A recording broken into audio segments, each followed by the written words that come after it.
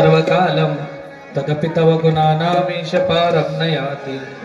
मन्दारमाला कुलिकालकाले कपालकमालाय विश्वेश्वराय दिगम्बराय च दिगम्बराय तस्मै नकाराय नमः शिवाय।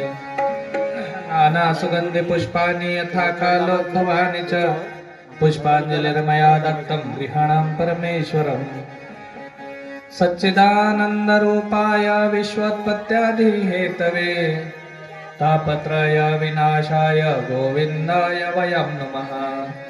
कृष्णाय वासुदेवाय हरे परमात्मने प्रणतः क्लेशनाशाय गोविन्दाय नमो नमः।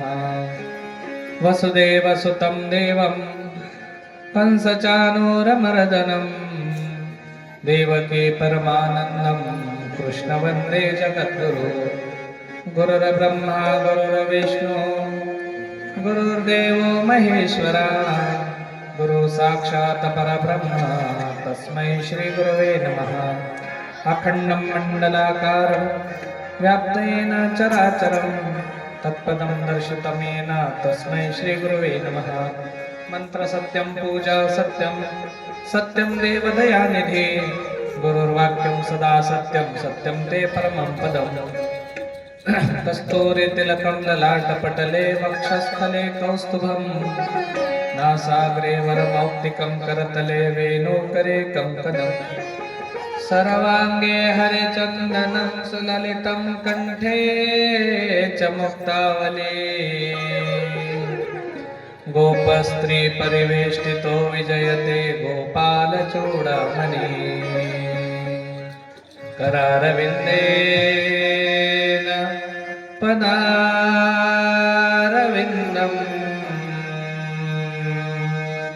मुखारविन्देन विनिवेशयन्तं वटास्य पत्रास्य पुटे शयानं बालं मुकुन्दं मनसा स्मरामि। सुखावसाने त्विदमेव सारम् दुःखावसाने त्विदमेव गेयम्। देहावसाने त्विदमेव चाप्यम् गोविन्द दामोदर माधवेति। माता यशोदा हरि को पुकारे जागो उठो मोहन नयन खोलो। द्वारे खड़े गोप बुला रहे हैं द्वारे खड़े गोप बुला रहे हैं गोविंद दामोदर माधवेति। गोविंद दामोदर माधवेति। गोविंद दामोदर माधवेति।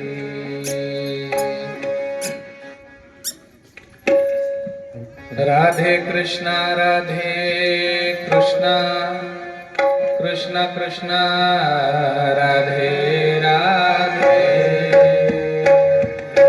राधे श्याम श्याम श्याम राधे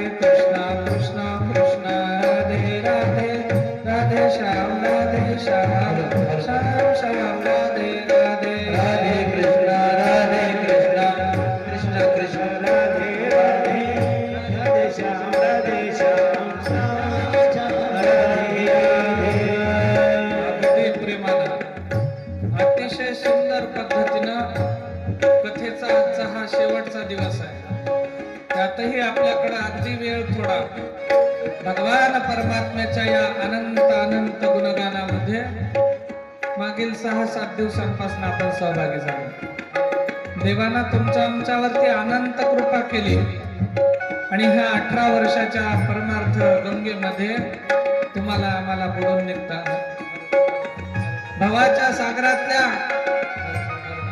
कितीतरी त्या ठिकाणी परेशानी करणारे फजिती करणारे घटक त्या असताना तुम्ही आम्ही फक्त नामस्मरणावरती तरल्या गेलो. देवाचं नाम ज्या ज्या वेळेला घ्यावं त्या त्या वेळेला परमात्म्यानं तुम्हाला आम्हाला होकार द्यावा, कुठला तरी त्या ठिकाणी प्रतिसाद द्यावा. त्या पद्धतीनं क्षणोक्षणाला देवानं तुमची आमची राखण केलेली आहे. जीवनात कितीतरी दुःख आले, कितीतरी संकट आले, कितीतरी अडचणी आल्या, कितीतरी आपल्याच माणसांना आपल्याला परेशान करण्याचं फसवण्याचं काम केलं. पण कितीही लोकांनी तुम्हाला आम्हाला सतावलं ना महाराज, तरी देखील परमेश्वरानं अगदी आनंदाच्या वातावरणामध्ये तुम्हाला आम्हाला ठेवलेलं. दैनंदिन व्यवहारात लोक रडतात. आज कथा संपली, उद्या सप्ताह संपला का दैनंदिन व्यवहारात संसारामध्ये तुम्ही जगत राहसाल. पण हे सगळं आयुष्य जगत असताना देवाशिवाय आयुष्य पूर्ण नाही. आणि ज्याच्या जीवनात देव नाही त्याला कुठलीच वस्तू प्राप्त होऊ शकत नाही. म्हणून देव प्राप्त करायचं असेल तर देवाचं नाम घ्यावं लागतं. देवाचं नाम घ्यायचं असेल तर नाम हे सिद्ध करण्यासाठी अगोदर त्याच्या नामाचं भजन करावं लागतं. आणि जिथं भजन चालू आहे तिथं मुखानं नाम आणि हातानं टाळी मनुष्यानं प्रत्येक वेळी घेतली पाहिजे. हो राधे कृष्णा कृष्णा कृष्णा राधे राधे राधे श्याम श्याम श्याम राधे राधे राधे कृष्णा कृष्णा कृष्णा राधे राधे राधे श्याम श्याम श्याम राधे कृष्णा कृष्ण कृष्ण राधे राधे राधे राधे श्याम श्याम श्याम राधे राधे राधे राधे कृष्ण कृष्ण कृष्ण राधे राधे राधे श्याम श्याम श्याम राधे राधे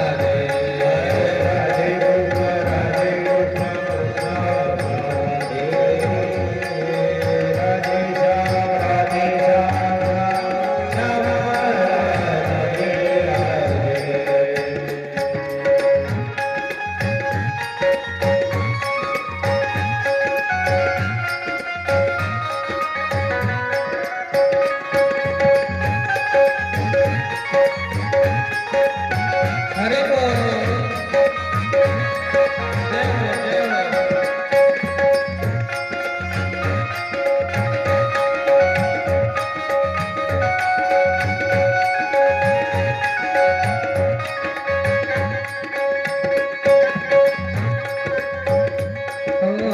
राधे कृष्णा कृष्णा कृष्णा राधे राधे राधे श्याम श्याम श्याम राधे राधे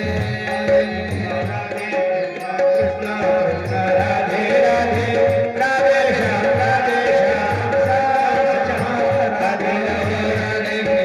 राधे कृष्णा कृष्णा राधे राधे राधे श्याम श्याम श्याम राधे राधे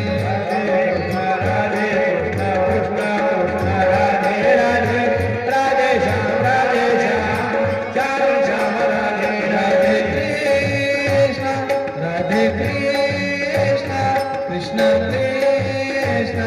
राधे राधे राधे राधे श्याम श्याम श्याम राधे राधे राधे राधे कृष्ण कृष्ण कृष्ण राधे राधे राधे श्याम श्याम श्याम राधे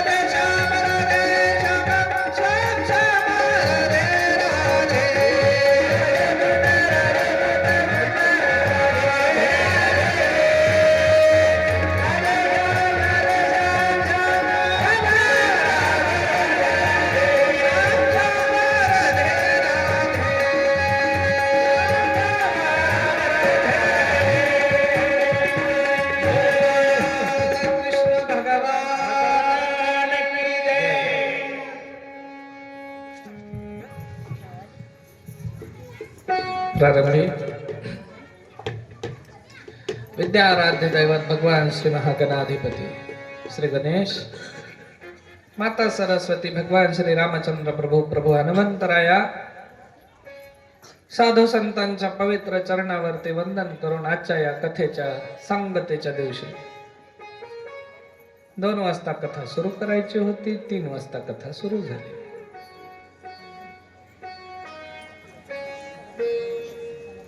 मनुष्य मात्राच्या पाठीमाग अनंत अनंत काम झालेत.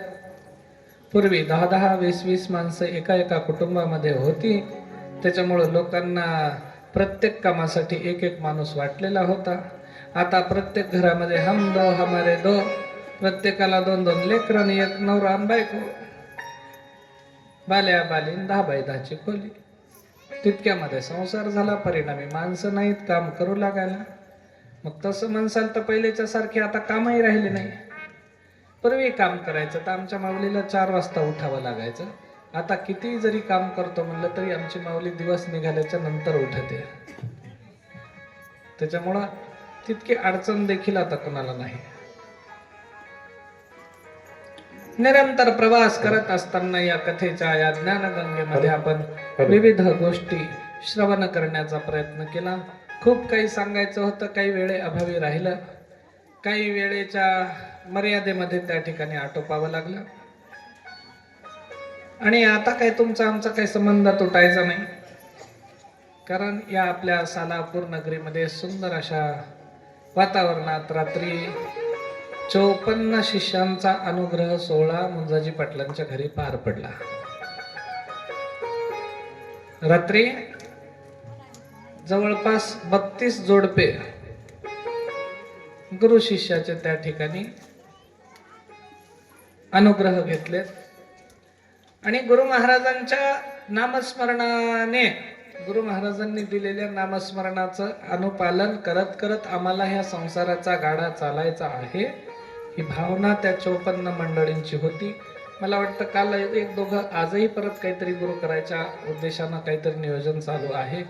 काही जणांची इच्छा आहे म्हणून मला मुंजाजी पाटलांनी कल्पना दिली. लागला जाडजोड तर आजही संध्याकाळी आपण त्या ठिकाणी पार पाडूया. काल अनुग्रह घेतलेल्यांमध्ये आमच्या किती मायमावल्या या ठिकाणी आल्यात? हात वर करा बरं. रात्री नाम घेतलेल्या, गुरु केलेल्या मायमावल्या किती जणी आल्या तिथं? एकच हात वर करा की. आपल्या गुरुभावाचा हात तुम्हीच वर करता काय? किती आल्या?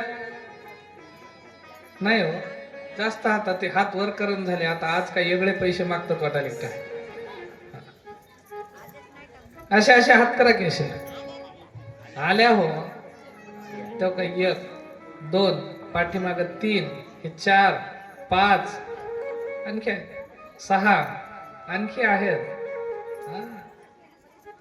तुम्हाला जरी ध्यान नसलं तरी आम्हाला ध्यान ठेवावं लागते होय प्रकाश बापू.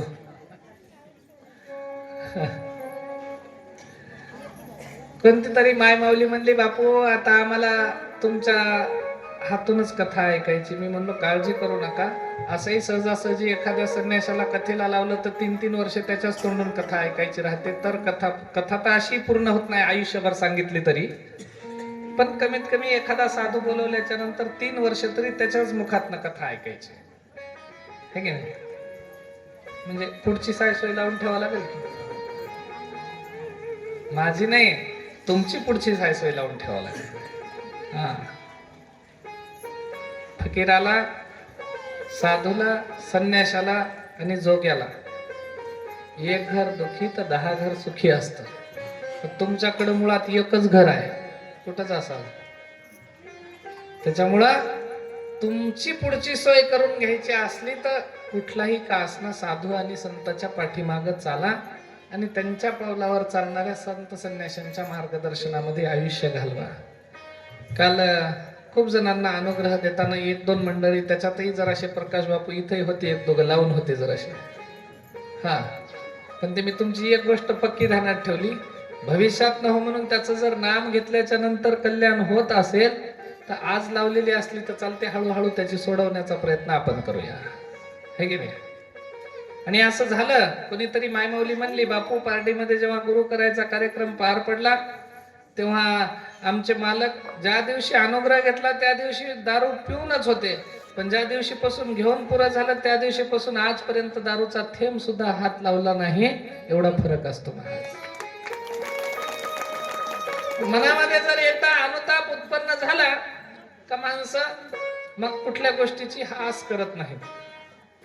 आणि सुंदर पद्धतीने त्यांना आयुष्य जगण्यासाठी थोडीशी प्रेरणा मिळते, बळ मिळते, ताकद मिळते. गुरु महाराज काय असं काही वेगळं काय धन द्रव्य पैसा अडका देत नसतात, उलट आपण त्यांना द्यावं लागतं लागलं तेव्हा. पण ताकद अशी मिळते का पुन्हा मनुष्य त्याच्यातनं खचत नाही. हे संतांचं रसायन आपण श्रवण करत होतो. काल भगवान परमात्म्याचा विवाह सोहळा आपण पाहिला.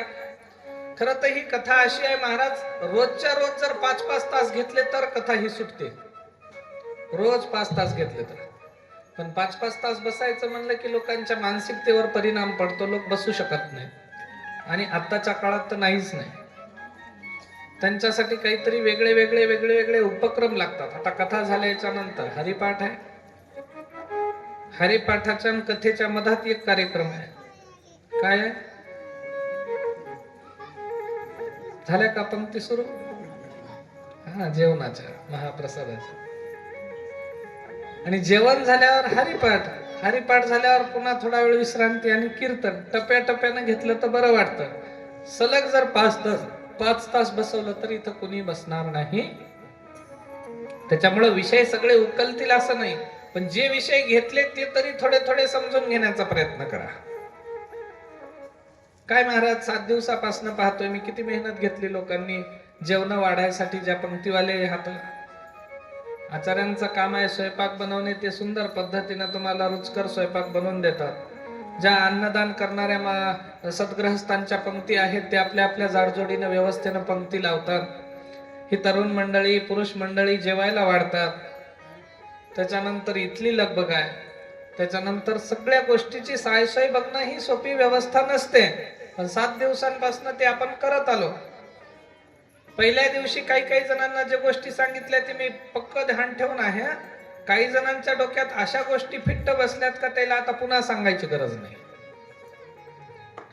आणि ही संधी तुम्हाला त्या ठिकाणी आपल्या या कमिटीच्या लोकांनी चांगल्या पद्धतीनं तुम्हाला तयार करून दिली. ही संधी उपलब्ध करून दिली का कोणीतरी बोलणारं पाहिजे, हक्कानं बोलणारं पाहिजे, थोडस दरडावून बोलणारं पाहिजे, थोडस ठामपणानं सांगणारं माणूस पाहिजे, कठोरतेनं सांगणारं पाहिजे.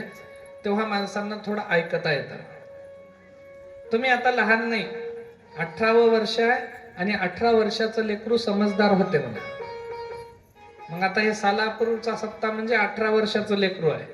आता हे समजदार झालं, आता हे शहाणं झालं. याला आता संत कळतात, याला नामस्मरण कळतं, याला भगवान परमात्मा कळतो. आणि 18 वर्षाच्या नंतर जसं माणूस लग्नाच्या लायक होतं त्या पद्धतीने आता 18 वर्षाच्या नंतर परमार्थ रूपी देवासोबत तुमचं आमचं लग्न आता लागलं असं समजा. गुरु करून अनुग्रह घेतलेल्या मंडळीसाठी सुद्धा सांगायला लागलो, जीवनात कधी खचायचं नाही. परिस्थिती कितीही बिकट येऊ द्या, देवाच्या नावावरचा भाव कधी कमी होऊ द्यायचा नाही.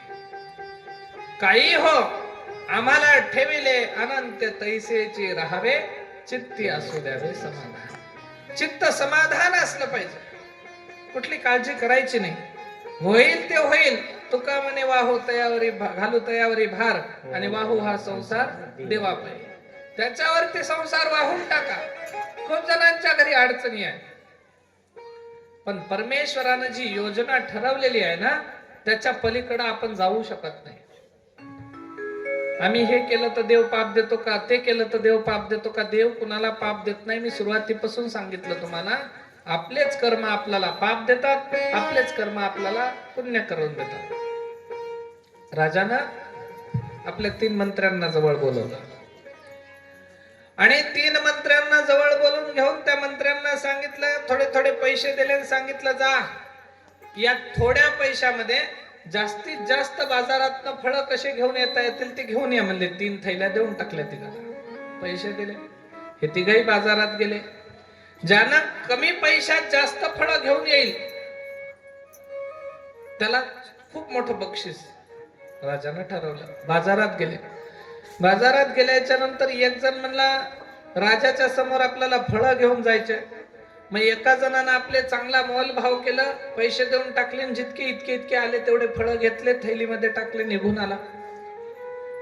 दुसरा म्हणला आता राजानं जास्तीत जास्त फळं आणायला सांगले. याचा अर्थ दुसऱ्यानं काय केलं, पैसे देऊन टाकले. आणि काही लोक बाजार भरल्याच्या नंतर बाजाराला शहरातली मंडळी संध्याकाळी जातात, उशिरा, बाजार सुटायच्या टायमाला. का?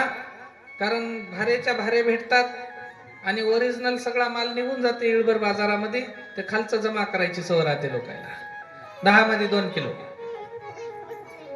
10 मध्ये 3 किलो, हा चपटलेले, ते काय म्हणतात डाग पडलेले फळ भाज्या घेऊन येतात. मग यानं दुसऱ्या मंत्र्यानं तसंच केलं. जे एकदम क्षुल्लक अशा पद्धतीचा माल होता, तो माल यानं जास्त घेतला, थोड्याशा पैशामध्ये थैलीभर घेतला,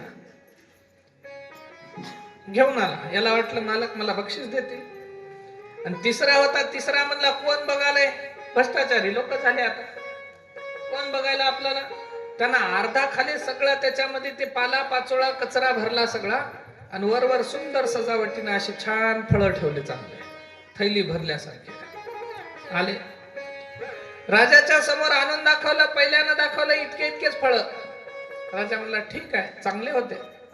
दुसऱ्यानं दाखवलं खूप फळं आहेत, पण नासके कुचके 2 दिवसात 1 दिवसात खराब होतील असे.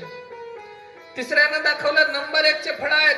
राजानं पाहिलं, पण ती थैली खाली रिकामी होती, वरे फक्त ठेवलेले होते, वरचा एक थर. मग राजा म्हणला आता यांची परीक्षाच घ्यायची. तर आपल्या मंत्र्यांना सांगितले, तिघांनाही 1 महिन्यासाठी या तिघांना सांगितलं राजानं, तुम्हाला 1 महिना कारागृहात राहायचं आहे, आणि जे फळं तुम्ही आणलेत ना त्याच्यावरतीच तुम्हाला 1 महिना काढायचा आहे. याला कारागृहात टाकून दिलं आणि 1 महिना लोटायचा आहे. आता ज्यानं ते थोडेसेच वरचे फळं आणले होते आणि खाली सगळा पाला पाचोळा ठेवला होता, पाला पाचोळा खराब झाला आणि वरचे फळं आता खाण्यात 2 दिवसात संपून गेले. महाराज काय म्हणतात का, देवाना फक्त पोट द्यायचं नव्ह, माणसं कामच केले नसते, है की नाही, असं म्हणतात आमच्या माय मावल्या. काय माय, हे धंदा हे देवानं काला पोट लावला असेल इतकं मोठं, आणि किती खाई भरली तरी याची काय खाई भरतच नाही. तीच भरा पोटासाठी पायवडी अटाटी, पायवडी अटाटी, पायवडी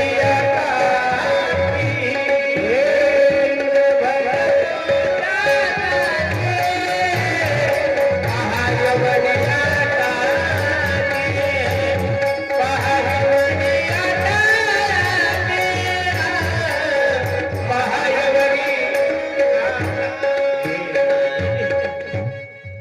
गोपाल कृष्ण भगवान की जय. तीच भर पोटासाठी पहा एवढी आटाआटी. देवानं या इतकंच पोट दिलं, पण हे पोट आयुष्यभर भरतच नाही. आणि मग 2 दिवसात याचे फळं संपले, हे आता तळमळ करायला लागला. 1 महिना जेलचं कवाड उघडणार नाही.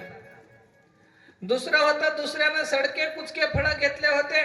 8 दिवस त्याला फळं गेले, 8 दिवसानं सगळे नासून गेले. नासके फळं खाऊन त्याची तब्येत खराब झाली. आणि तिसरं होतं, ते तिसऱ्यानं थोडेसेच फळं आणले होते, पण चांगल्या प्रतीचे दर्जेदार फळं घेऊन आला. परिणाम 1 दिवस एका फळावरती त्यानं 30 दिवस काढले. 30 दिवसानं जेव्हा कारागृहाचे दरवाजे उघडले, पाहतात तर काय, एक जण जे सुरुवातीला फळं 2 दिवसात संपले ते मरून पडलेलं होतं. दुसरं ज्यानं जास्त फळं घेतले पण सडके कुचके फळं खाल्ल्यामुळे याची तब्येत खराब झाली, हे जायबंदी झाल्यासारखं झालं. आणि तिसरं आहे ते जसंच्या तसं बाहेर निघालं. राजा म्हणला, हे मनुष्याला आपण यायला मारलं नाही. मारलं का राजानं? राजानं मारलं नाही.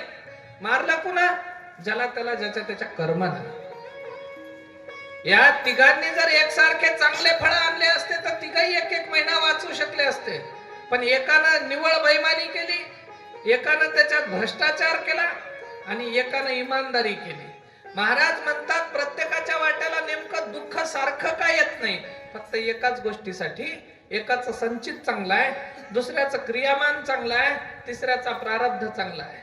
ज्याचं प्रारब्ध चांगला आहे त्यानं संचितामध्ये पाप केलं, ज्याचं संचित चांगलं आहे त्यानं क्रियामानामध्ये पाप केलं, आणि ज्यानं क्रियामान चांगलं केलं त्याला प्रारब्ध चांगलं नाही, नशीब चांगलं नाही. एक एक कितीही काम करतात पण त्याला यश येत नाही, कारण ते येतानाच नशीब घेऊन आलं नाही. एक जण काहीच काम करत नाही तरी तो आयुष्य आरामात बसून, त्याचं काय हो, त्याला बसून खाल्लं तरी सरत नाही म्हणतात. आपल्याला काम करावं लागते. भोगतोन घडे संचिता वाचोने, भोगतोन घडे संचिता वाचोने,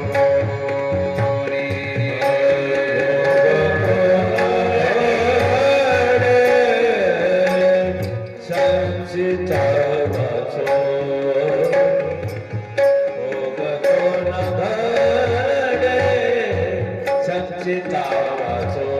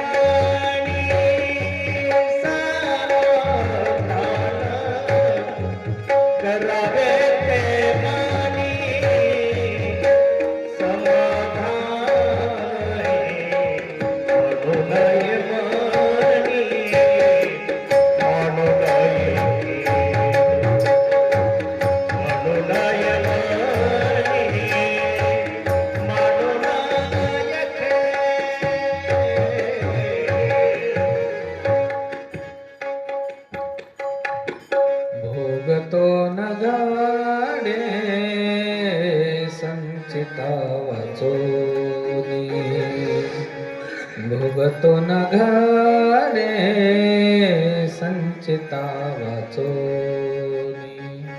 महाराज म्हणले करावे करणी, करावे ते मनी समाधान. भोग संचिताशिवाय होत नाही.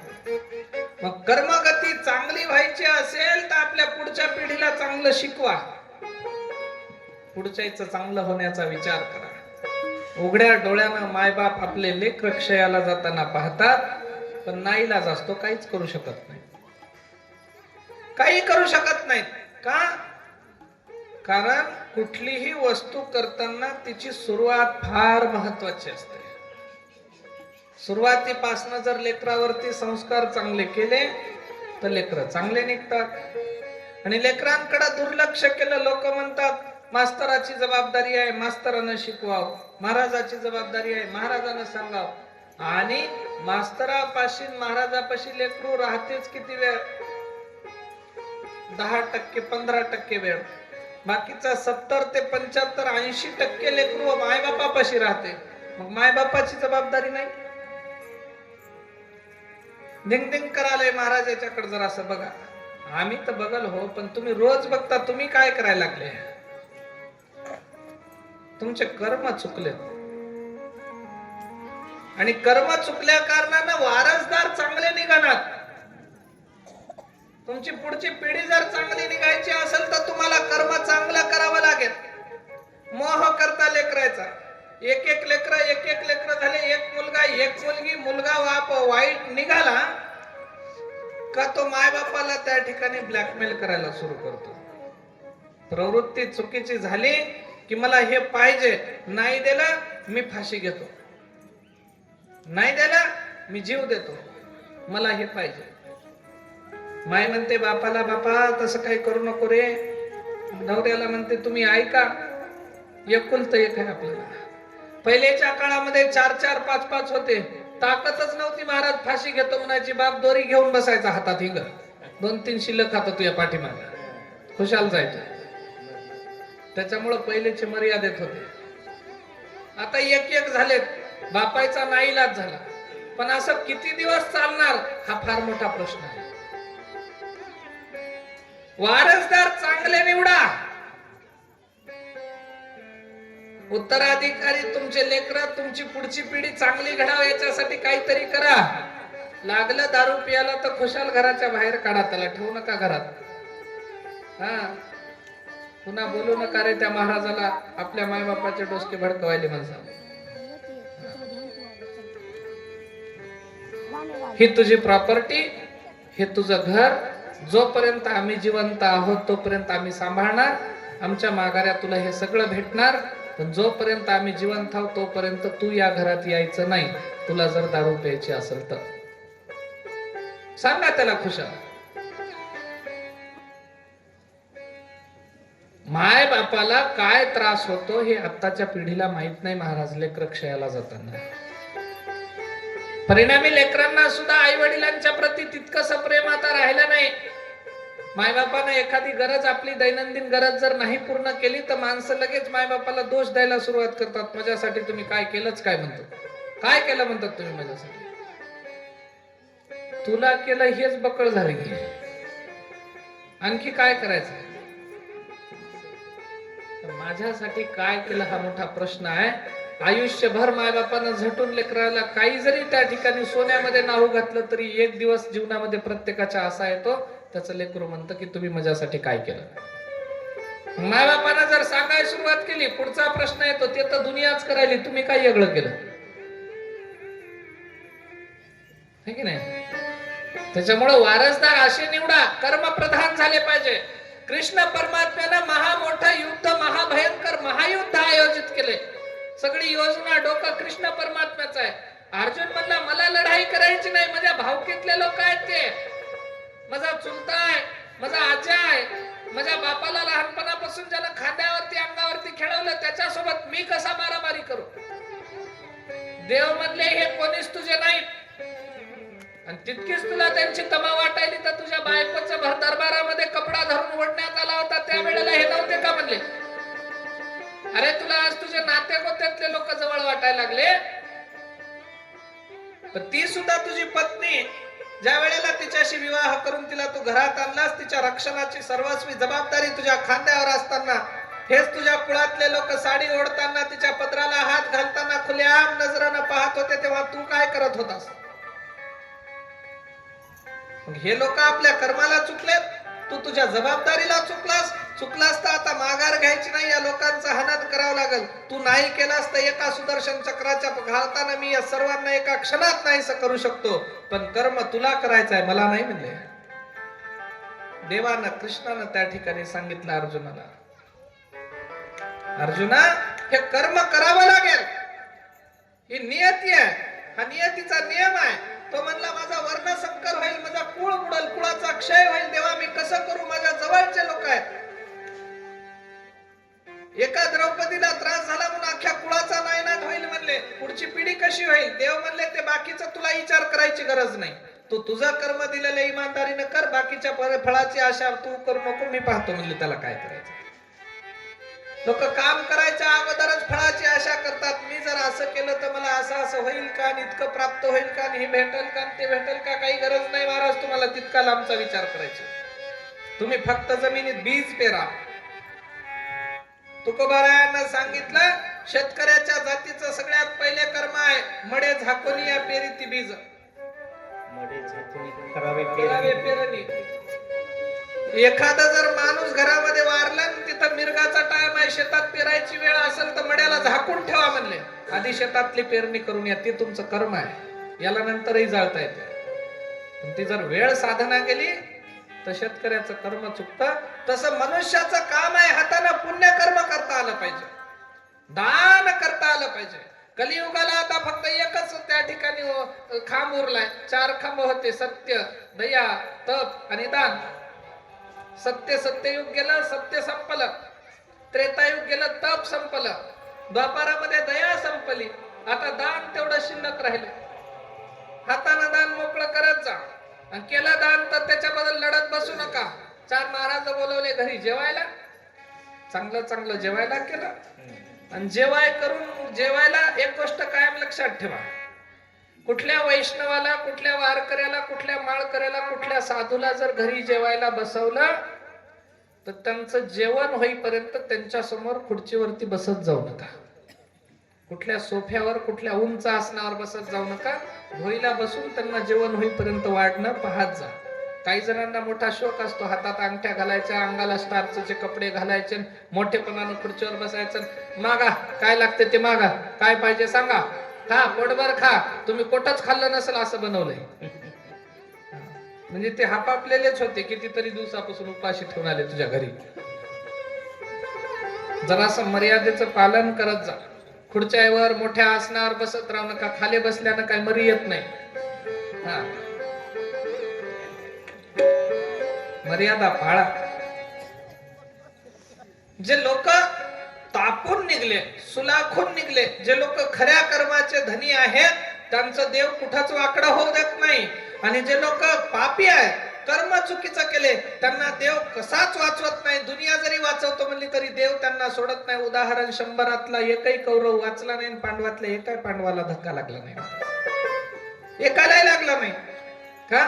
कारण यांचं कर्म पुण्याचं होतं, यांना धर्माची स्थापना करायची होती. ते पापी होते, त्यांनी अधर्माचं राज्य मांडलं होतं. तुम्हाला आम्हाला काय करायचं हे ठरवा. आणि काही कळत नाही ना, काहीच कळू देऊ नका. भजनाचा, कथेचा, कीर्तनाचा आनंद घेत जा. काय सुंदर कालचा हरिपाठ महाराज मी पाहिलं. काय ते एक घोडेवाला दादा, काय सुंदर घोडा केला होता. वा वा वा. काही देणं घेणं नाही. इकडं हरिपाठ काय, कोण काय म्हणायला, आपल्याला काही नाही. फक्त समाजाच्या पुढे आपण आनंद घ्यायचा. एकदा टाळ्या वाजवा बरं जोरात. हा, आम्ही जेवण करून इकडल्या घरून असं जात होतो. तिकडून तिकडं जायचं ते मी घोडा पाहण्याच्या निमित्ताने इथपर्यंत आलो. आता हरिपाठात आलं तर बसा म्हणतील कोणीतरी, म्हणून आमचं आम्ही कल्टी मारत तिकडून निघून गेलो. पण फक्त घोडा पाहण्यासाठी. किती सुंदर एक आनंद घ्यायला. दुनिया हसते महाराज, काही करायचं म्हणलं. मीरेला हसले लोक, मीरा संत होती.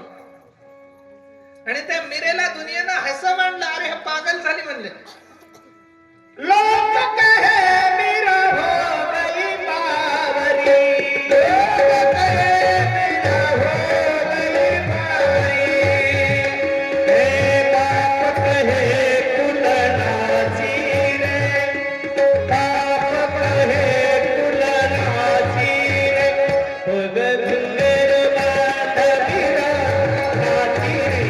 भगत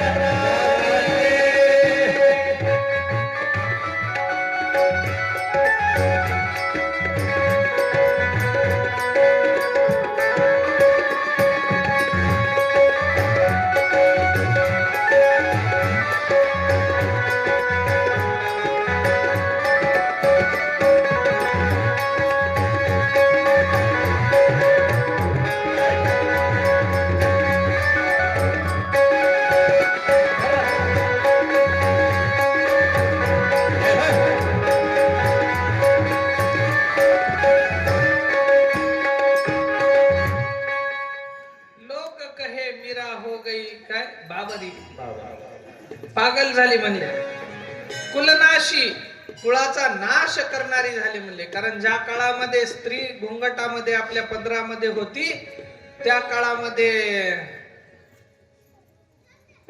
ही मीरा आपला पदर डोक्यावरचा खांद्यावरती खोवून त्या ठिकाणी राहून, खांद्याला खोवून पदराला त्या ठिकाणी देवाचं नामस्मरण करण्यासाठी मंदिरापर्यंत जायला लागली. नुसतं मंदिरात जात नाही, भजन म्हणते. भजन म्हणताना नाचायला लागली, उड्या मारायला लागली, पावल्या खेळायला लागली. लोक म्हणले, अरे राजाच्या घरची सून आहे, राणाजीची सून आहे, आणि ही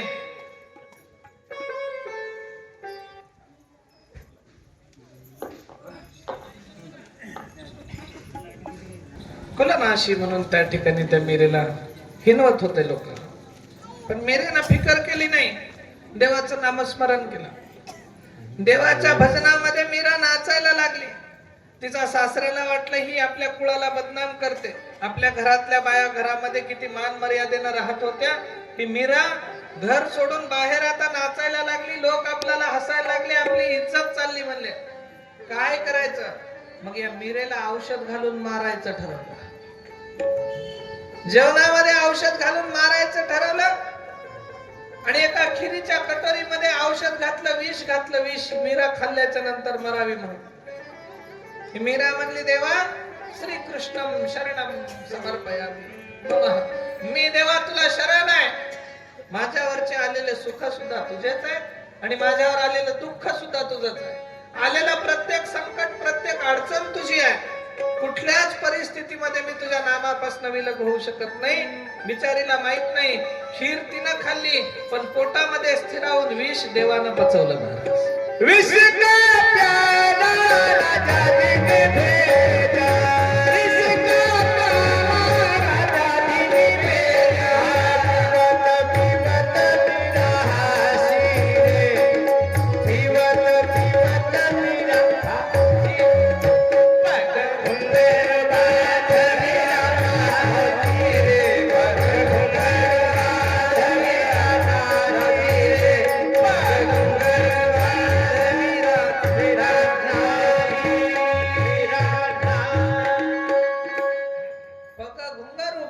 निराहासी रे, राणाजीनं विष भरलेली कटोरी पाठवली. मीरेनं सहज त्या ठिकाणी प्राशन केली. विष देवानं प्राशन केलं. जेव्हा जेव्हा आपल्या भक्तावरती कुठलं संकट येतं, देव त्याची राखण करायला येतो. मग भक्त त्या पद्धतीचे पाहिजेत. तुकाराम महाराज म्हणले, भक्त नेमके पाहिजेत कसे? भक्त ऐसे जाना जे देही उदास, गेले आशा पाश निवार. आशेचा पाश ज्यांच्याकडे नाही, निराश अशा पद्धतीचे झाले. निराश म्हणजे नैराश्यानं ग्रस्त नाही, आशेला सोडून दिलेले. ज्याच्या मनामध्ये कुठली वासना नाही, कल्पना, इच्छा नाही, आकांक्षा नाही, काम, क्रोध, मत, मत्सर, दंभ, अहंकार नाही, ओढाळ एखादी मनाची भ्रामक कल्पना ज्याच्या मनामध्ये नाही, त्याला निराश म्हणतात. आणि निराश अवस्था ज्या भक्ताची आहे, देव त्याच्यापाशी स्थिरावल्या जातो. महाराज देवानं 18 अध्यायाची गीता सांगितली त्या अर्जुनाला. कशासाठी? त्याला निराश करण्यासाठी. आणि निराश करून त्या पार्थाला, त्या अर्जुनाला सज्ज केलं. या जगताचं एवढं मोठं महाभयंकर युद्ध करून देवानं धर्माची प्रतिष्ठापना केली. खऱ्याचं राखण करायची आणि खोट्याला त्या ठिकाणी शासन करायचं, हे ईश्वराची नीती आहे. त्याच्या पुढे आपण काही करू शकत नाही. पण आपण एक गोष्ट करू शकतो. तुमचं आमचं आजचं कर्म, आज करत असलेलं आमचं दैनंदिन कर्म आम्ही जर शुद्ध सत्वानं केलं, सात्विकतेनं केलं, आणि देवाचं नामस्मरण करून केलं. बाया स्वयंपाक करतात, प्रकाश दाखवून घरामध्ये स्वयंपाक करतात. संक्रांत आली, साडी नाही घ्यावा नवऱ्यानं, हिचा स्वयंपाक बघायसारखा राहतो. या घरासाठी काय केलं नाही, सगळ्याचं मी केलं. सगळ्यांना माझं काहीच पाहिलं नाही, माझं सुख नाही, माझं हित नाही. असं झालं तर यायचं मड बसून. ही स्वयंपाक पीठ चुरते, चपात्या करते, भाकरी करते, भात भाजी सगळं बनवते, शिव्या देता देता सगळ्या घराला बिचारीच अशा. महाराज म्हणले, असा जर स्वयंपाक बनवला तर ते खाणाऱ्यालाही पचत नाही आणि बनवणाऱ्यालाही त्याचं काही फळ भेटत नाही. तुम्ही काम कुठलाही करा, उठता बसता देता घेता चालता बोलता वाचेशी वदता हरी नाम मुखाने घेतच राहा. देवाचं नाव घ्या. म्हणून पूर्वीचे लोक प्रत्येक वेळेला राम राम राम राम राम राम राम राम म्हणतात. राम कोणीकडे गेला की मरा मरा सुरू झालं लोकांचं. आम्हाला देव प्राप्त करायचंय, समजून घ्या. काल कृष्ण परमात्म्याच्या सुंदर लीला आपण ऐकल्या. देवानं काल माता रुक्मिणीचं हरण केलं. द्वारका नगरीमध्ये रुक्मिणी माता आल्या. सुंदर पद्धतीने विवाहाचा सोहळा थाटामाटामध्ये पार पडला. देवानं आपलं या द्वारका नगरीचं राज्य त्या ठिकाणी स्थापित केलं महाराज. आणि द्वारकेचा राजा कृष्ण परमात्मा खूपशा लीला देवाच्या त्या ठिकाणावरती झाल्या. पण मी परत एकदा तुम्हाला सांगायला लागलो, पुढची पिढी चांगली व्हायची असेल तर तुमचे कर्म चांगले झाले पाहिजे.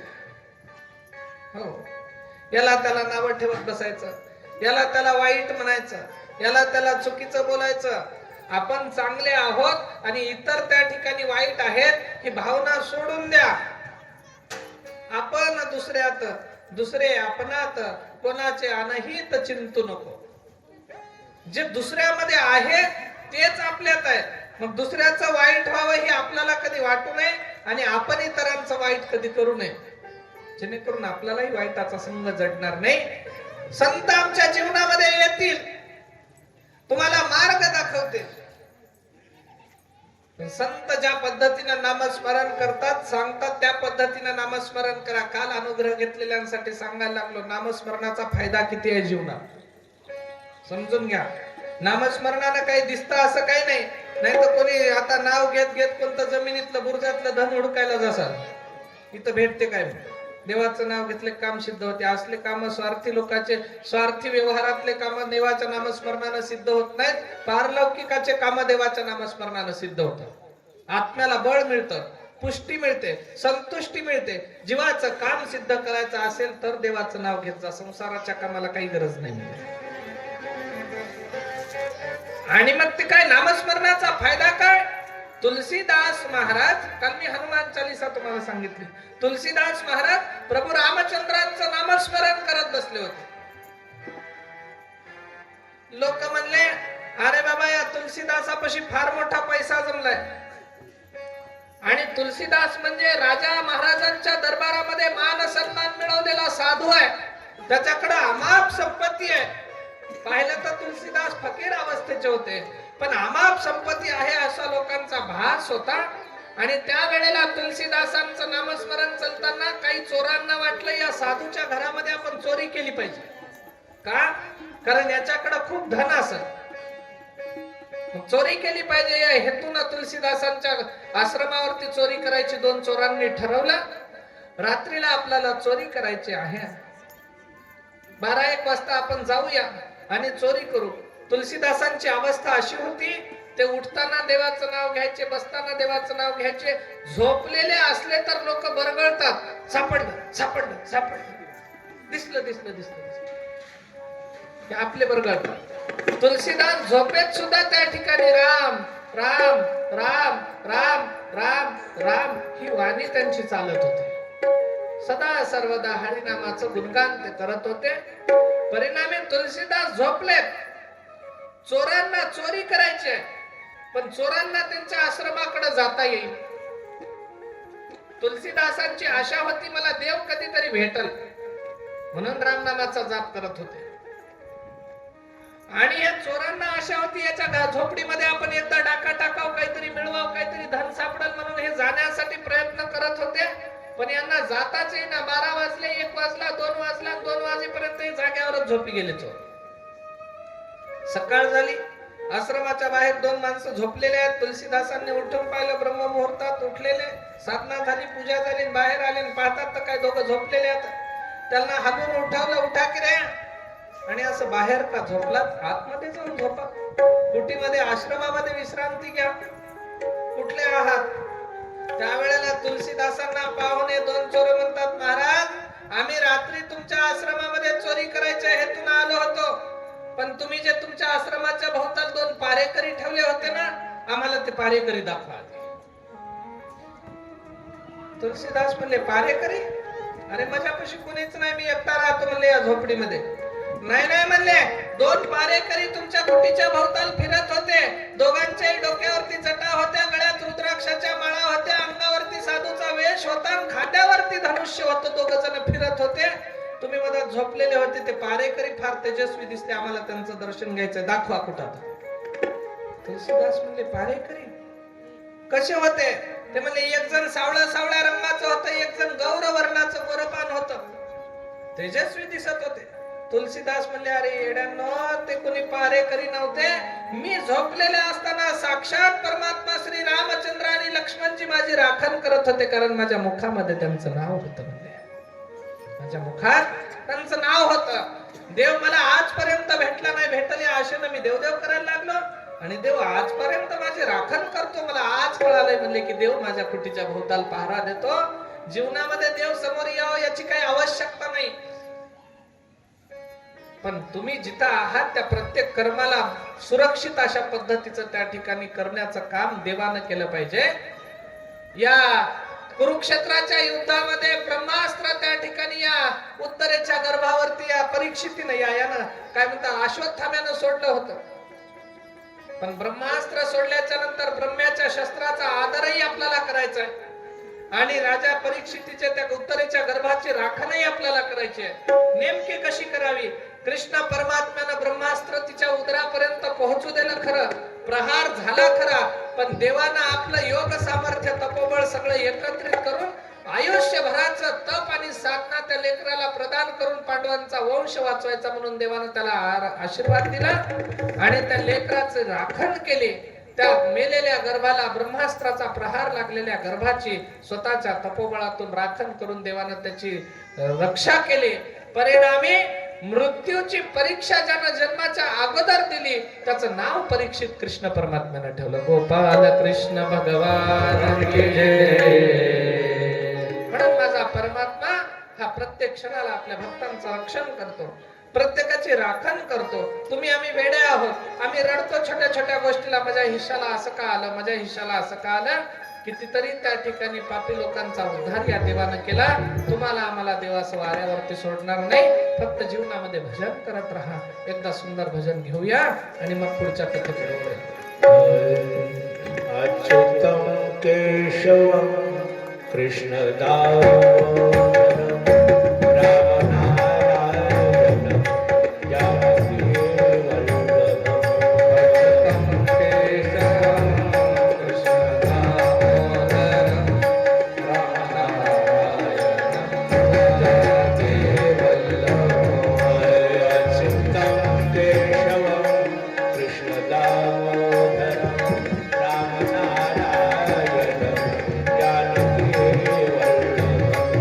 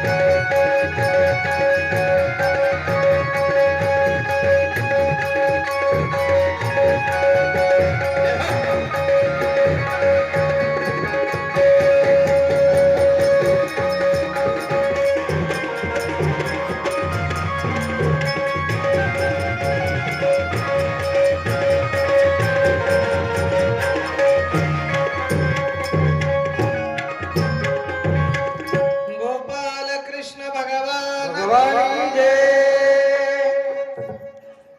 अच्युतं केशवं कृष्ण दामोदरं राम नारायणं जानकी वल्लभम. देव कसा आहे? सुंदर आहे, सोज्वळ आहे आणि देव सामर्थ्यशाली आहे. सामर्थ्य ज्याच्यापासून उत्पन्न आहे त्या सामर्थ्याचा धनी भगवान परमात्मा आहे. त्याचं त्या ठिकाणी नामस्मरण रात्रंदिवस तुम्हाला आम्हाला करावं लागतं. रुक्मिणीचं हरण झालं, देवाचा संसाराचा गाडा सुरू झाला. परिणामी पुढं पुढं हळूहळू सैमंतक मण्याची कथा येते. सत्राजिताना सैमंतक मणी आपल्या भावानं घेऊन गेला, जंगलामध्ये हरवला. देवाचं काय म्हणतात, सिंहानं तो मणी त्याला मारून घेतला. परत जामवंताचं त्याच्यासोबत युद्ध झालं. जामवंतानं तो मणी घेतला. देवावरती आळ आला. देव आळ आलेला निवारण्यासाठी जंगलामध्ये सत्राजिताच्या भावाचे त्या ठिकाणी शुद्ध घेण्यासाठी गेले. त्यावेळेला लक्षात आलं की तो मरण पावलाय आणि सैमंतक मणी सिंहानं घेतला. सिंहाचे पावलं पाहत पाहत देव त्या ठिकाणी गुहेत गेले जामवंताकडं. जामवंतासोबत युद्ध झालं. जामवंताला देवानं दर्शन दिलं आणि जामवंत म्हणला, देवा हे सैमंतक मणी मी तुम्हाला देतो, पण हुंड्यामध्ये माझी मुलगी घेऊन जावं लागते. हुंड्यामध्ये मणी तुम्हाला भेटल, माझ्या मुलीसोबत तुम्हाला लग्न करावं लागेल. म्हणून जामवंतानं आपली मुलगी जी होती जामवंती, हे प्रभू रामचंद्राच्या स्वरूपामध्ये देवानं त्याला दर्शन दिलं. जामवंताचा उद्धार झाला आणि कृष्ण परमात्म्यानं त्या जामवंती सोबत आपल्या विवाह केला. परिणामी एक पत्नी त्या ठिकाणी कृष्ण परमात्म्याची आणखी नवीन आली. तिच्यानंतर देवानं शंभरासुराचा वध केला होता. त्यानं 16,000 नारी, 16,100 नाऱ्यांना त्या ठिकाणी बंदिवासात आपल्या ठेवलं होतं. देवानं त्यांना सोडवलं. त्या म्हटल्या, समाज आता आम्हाला स्वीकारणार नाही, मग आमच्याशी कोणी लग्न करणार नाही, आम्ही आता देवाशी लग्न करणार नाही, तर आम्ही इथून पुढे पतीच त्या ठिकाणी देवाला मानू, त्याच्याच नावानं आमचं आयुष्य आम्ही अर्पण करू.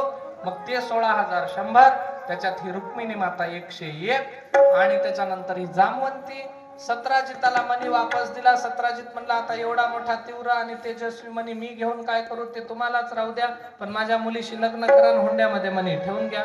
त्याच्यामुळे सत्राजिताची असलेली सत्यभामा, एक एक एक एक कानिंदी, मित्रविंदा, लक्ष्मणा, भद्रा, लक्ष्मणा, एक एक एक एक अशा पद्धतीच्या देवाच्या 8 राण्या झाल्या आणि ते 16,100. म्हणून तेव्हापासून देवानं 16,108 राण्यांचा मालक म्हणून देवाचं नाव त्या ठिकाणी पडलेलं आहे. मग देव पूर्वीपासून लीलाधारी होता. प्रत्येकी सोबत देवाचं साधर्म्य होतं, संपर्क होता. प्रत्येकी सोबत देव आनंदानं प्रेमानं संसार करत असताना नारदाला वाटलं, एका दिवशी देव एवढ्या माणसांसोबत संसार, त्या एवढ्या महिलांसोबत, एवढ्या स्त्रियांसोबत देव संसार कसा करत असतील, आणि मग एवढ्या बाया हातात देव, याच्या मनात काम उत्पन्न झाला, संकल्प विकल्प उत्पन्न झाला आणि देवालाच येऊन म्हणला, देवा मी तर ब्रह्मचारी आजपर्यंत संसार केला नाही, पण इतक्याला स्त्रिया तुम्ही ठेवून घेऊन काय करता, एखादी मला देऊन टाका. नारद महर्षीला म्हणजे देव, ठीक आहे, काही हरकत नाही, ज्या घरामध्ये मी नसेल तिथली घेऊन जा. आणि नारद महर्षी येऊन पाहतात तर काही या घरात गेले तिथं देव आहेत, त्या घरात गेले कुणीतरी पाय चुरायला लागला, कुणीतरी जेवू घालायला लागला, कुणीतरी पंखा हातवारा घालायला लागला, कुणीतरी देवाची सेवा करायला लागला, कुठंतरी देव क्रीडा खेळ करायला लागले, कुठंतरी खेळायला लागले. सगळ्या घरांमध्ये फिरून फिरून नारदजी दमले, पण देव नाही, असं एकही घर सापडलं नाही. मग आता बाई तर पाहिजेत होती.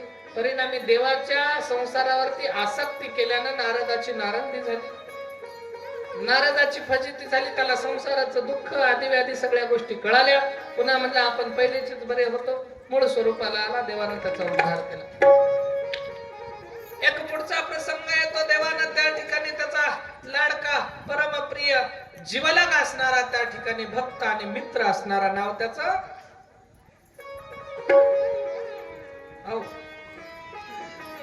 काय नाव होत, सुदामा. सुदामा भगवंताचा मित्र आहे आणि तो जिथं राहतो त्या नगराला सध्या सुदामपुरी म्हणतात. आणि सुदामपुरी मध्ये राहणारा, सुदामपुरी आणि द्वारिका ह्या जवळ जवळ येतात, एकाच राज्यात येतात. गुजरात प्रभास पाटण क्षेत्रामध्ये, सौराष्ट्र सोमनाथाच्या सानिध्यामध्ये असलेल्या ह्या जागा आहेत. त्या सुदामपुरीला असणारा सुदाम दरिद्री ब्राह्मण आहे, गरीब आहे. आणि दरिद्री गरीब असलेला हा ब्राह्मण भगवान परमात्म्यासोबत सांदीपनी ऋषींच्या आश्रमामध्ये लहानपणे विद्या ग्रहण करण्यासाठी होता. परिणामी देवाचा तो गुरुभाऊ होता. आश्रमामध्ये राहत असताना एके दिवशी कृष्ण परमात्मा आणि हे सुदामजी दोघ जण निघाले होते जंगलामध्ये लाकडं आणायसाठी. गुरुमाईने लाकडं आणायला पाठवलं आणि पाठवताना या सुदाम्यापाशी इतके असे चणे फुटाने भाजलेले दिले आणि सांगितलं, सुदामा हे तुझ्या जवळ ठेव. माझ्या कृष्णाला गुरुमाई फार आदर करत होत्या, कृष्णाचा लाड करत होत्या. तसं सगळेच लाड करत होते, कारण देवच तसा लाड करण्यासारखा होता. गुरुमाईने सांगितलं, सुदामा हे फुटाने हे वटाने त्या ठिकाणी जवळ ठेव, भाजलेले चणे. आणि ज्या वेळेला या कृष्णाला भूक लागेल ना त्यावेळेला दे म्हणले. त्याला सारखी भूक लागते, सारखं भूक लागल्यासारखं करतं, त्याला भूक सहन होत नाही. आणि जेव्हा ते भूक लागली म्हणत तेव्हा त्याला हे चणे दे, तोपर्यंत दाखवू नको म्हणले. लपून सुदाम्याच्या जवळ दिले. सुदामजी जंगलात गेले, दिवसभर दोघ जण फिरले, लाकडं जमा केले आश्रमासाठी न्यायला गुरु महाराजाच्या. आणि येता येता वाटेनं वारं सुटलं, पाऊस आला. पाऊस आल्याच्या नंतर दोघही एका झाडावरती दडून बसले. सुदामजी त्या ठिकाणी खाली आहेत, कृष्ण परमात्मा वरच्या फांदीवरती आहेत. सुदामजी खाली बाजूला एका फांदीमध्ये दडून बसले. कृष्ण परमात्मा म्हणतात, इतक्या मोठ्या पाण्यामध्ये सुदामा मला भूक लागली रे, काहीतरी खावं वाटतंय. आता सुदामजी म्हणले, त्याला जशी भूक लागली तशी मलाही लागलेली आहे. आणि गुरुमाईनं चणे फुटाने इतकेच दिले. आता त्याला देव तर ते पहिलेपासून मडकेच्या मडके लोण्याचे दह्या दुधाचे खाल्लेलं आहे. इतके चणे त्यालाच पुरत नाहीत, आपल्याला काय देईल म्हणले. हे जुना काळ होता महाराज, जुना काळ. एक चाराण्याला संत्री गोळी भेटायची, संत्री गोळी चाराण्याला भेटायची. आणि एका गोळीमध्ये त्या ठिकाणी खाता खाता जर 2-3 मित्र भस्कन आले गोळी खाण्याच्या अगोदर, तर एक जण आपल्या कपड्यामध्ये त्या गोळीला टाकायचं आणि अशी गुंडाळून दाताखाली कडकन फोडायचं. तिचे 4 हिस्से करायचं, एक प्रत्येकाला द्यायचं. आमच्या लहानपणातली गोष्ट आहे. आताच्या पोराला काही किंमत नाही त्याची. त्याच्यात जी गोडी होती महाराज, त्याचा जो आनंद होता तो आताचे चिप्स 5-5 रुपयाचे खाल्ले तरी मजा येईल. हा बिस्किट पुढे आणले तरी नाही, तो आनंदच नाही. एका हाताने चिप्स खायला, एका हाताने मोबाईल बघायला, याला आनंद माहिती नाही. आमच्या काळात होता. आणि आमच्या काळात जर इतका आनंद असेल तर यायच्या काळात आनंद किती असेल महाराज. आम्ही चिमणीच्या पूर्वी कोणीतरी म्हणते 1 तीळ 7 जणांना खाल्ला होता. चिमणीचा कसा खाल्ला असेल सांगू काय. पहिल्यानं थोडा जिबीला लावला, दुसऱ्यानं जिबीला लावला, 6 जणांनी जिबीला लावला आणि 7व्यानं खाऊन घेतला. हा आनंद होता. सुदामजी महाराज म्हणले, याच्या हातात जर लागले यानं पुरे फस्त करते, आपल्याला देणार नाही. देव म्हणले, सुदामा भूक लागली रे, आता काय करावं, पाऊस पडायला लागला, कुठं जाता येईना. हे सुदामजी म्हणले, काय करावं काना, आता पाऊस उतरोस तर वाट बघू.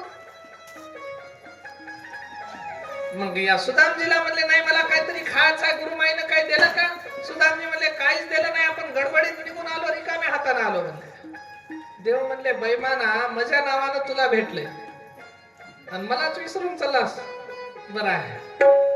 मग सुदामा हळूस कमराची पोटली काढतो आणि एक चणे खायला लागतो. त्यावेळेला कडकड दात वाजायला लागले चणे खाताना. देव म्हणले, सुदामा काय खायला लागला असते. म्हणला, काही नाही रे. मग दात का वाजतात. या थंडीनं कडकड वाजायला लागले. देव म्हणले, अरे तुझ्यासारखा बैमान मी पाहिला नाही. समोर मला इथल्या इथं हातोहाती लबाड बोलतोस. हरकत नाही म्हणले, कधीतरी येशील माझ्याकडं, त्यावेळेला तुला सांगतो. मग तेव्हा देवाशी केलेली बैमानी उभ्या आयुष्यभर सुद्धा मला कधी सुख भेटलं नाही. आयुष्यभर तो दरिद्रीच राहिला. का.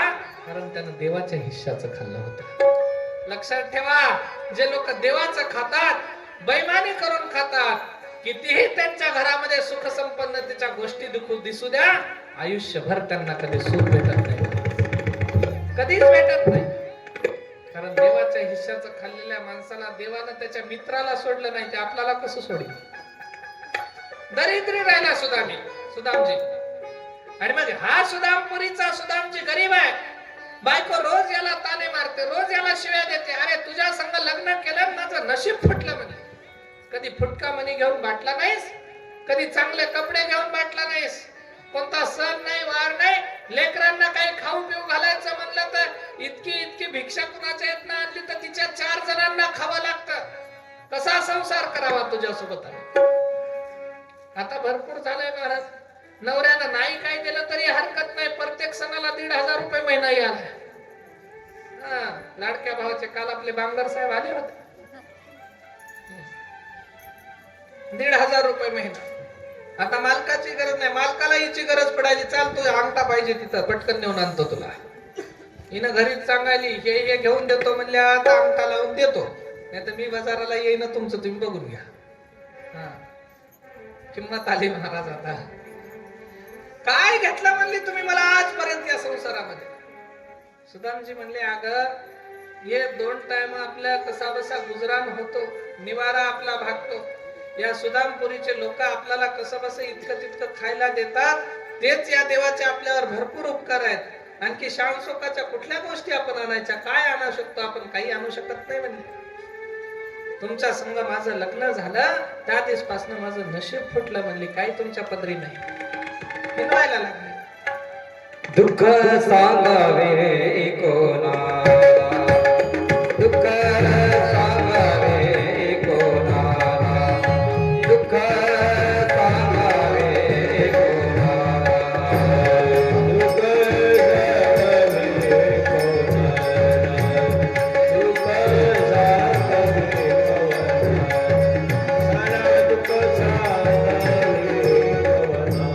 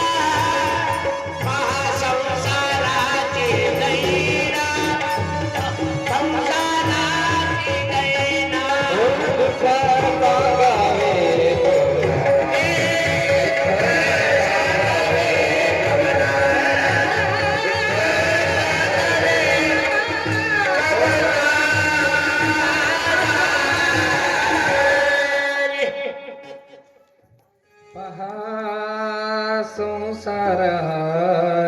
दैना, दुःख सांगावे कोणाला, दुःख सांगावे कोणाला.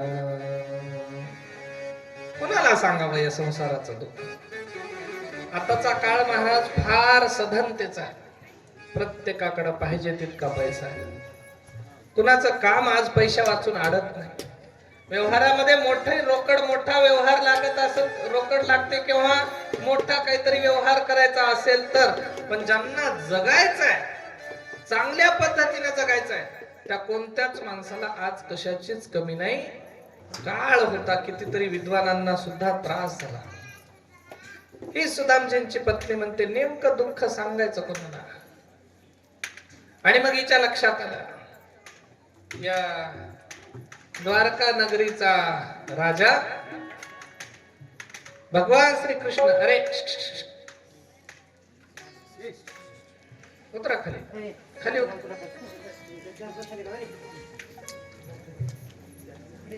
काही ना काय माहित आहे तुम्हाला, दुःखही नाही सुखही नाही, काही घेणं नाही देणं नाही, कोणाच्या घराला आग का लागत नाही.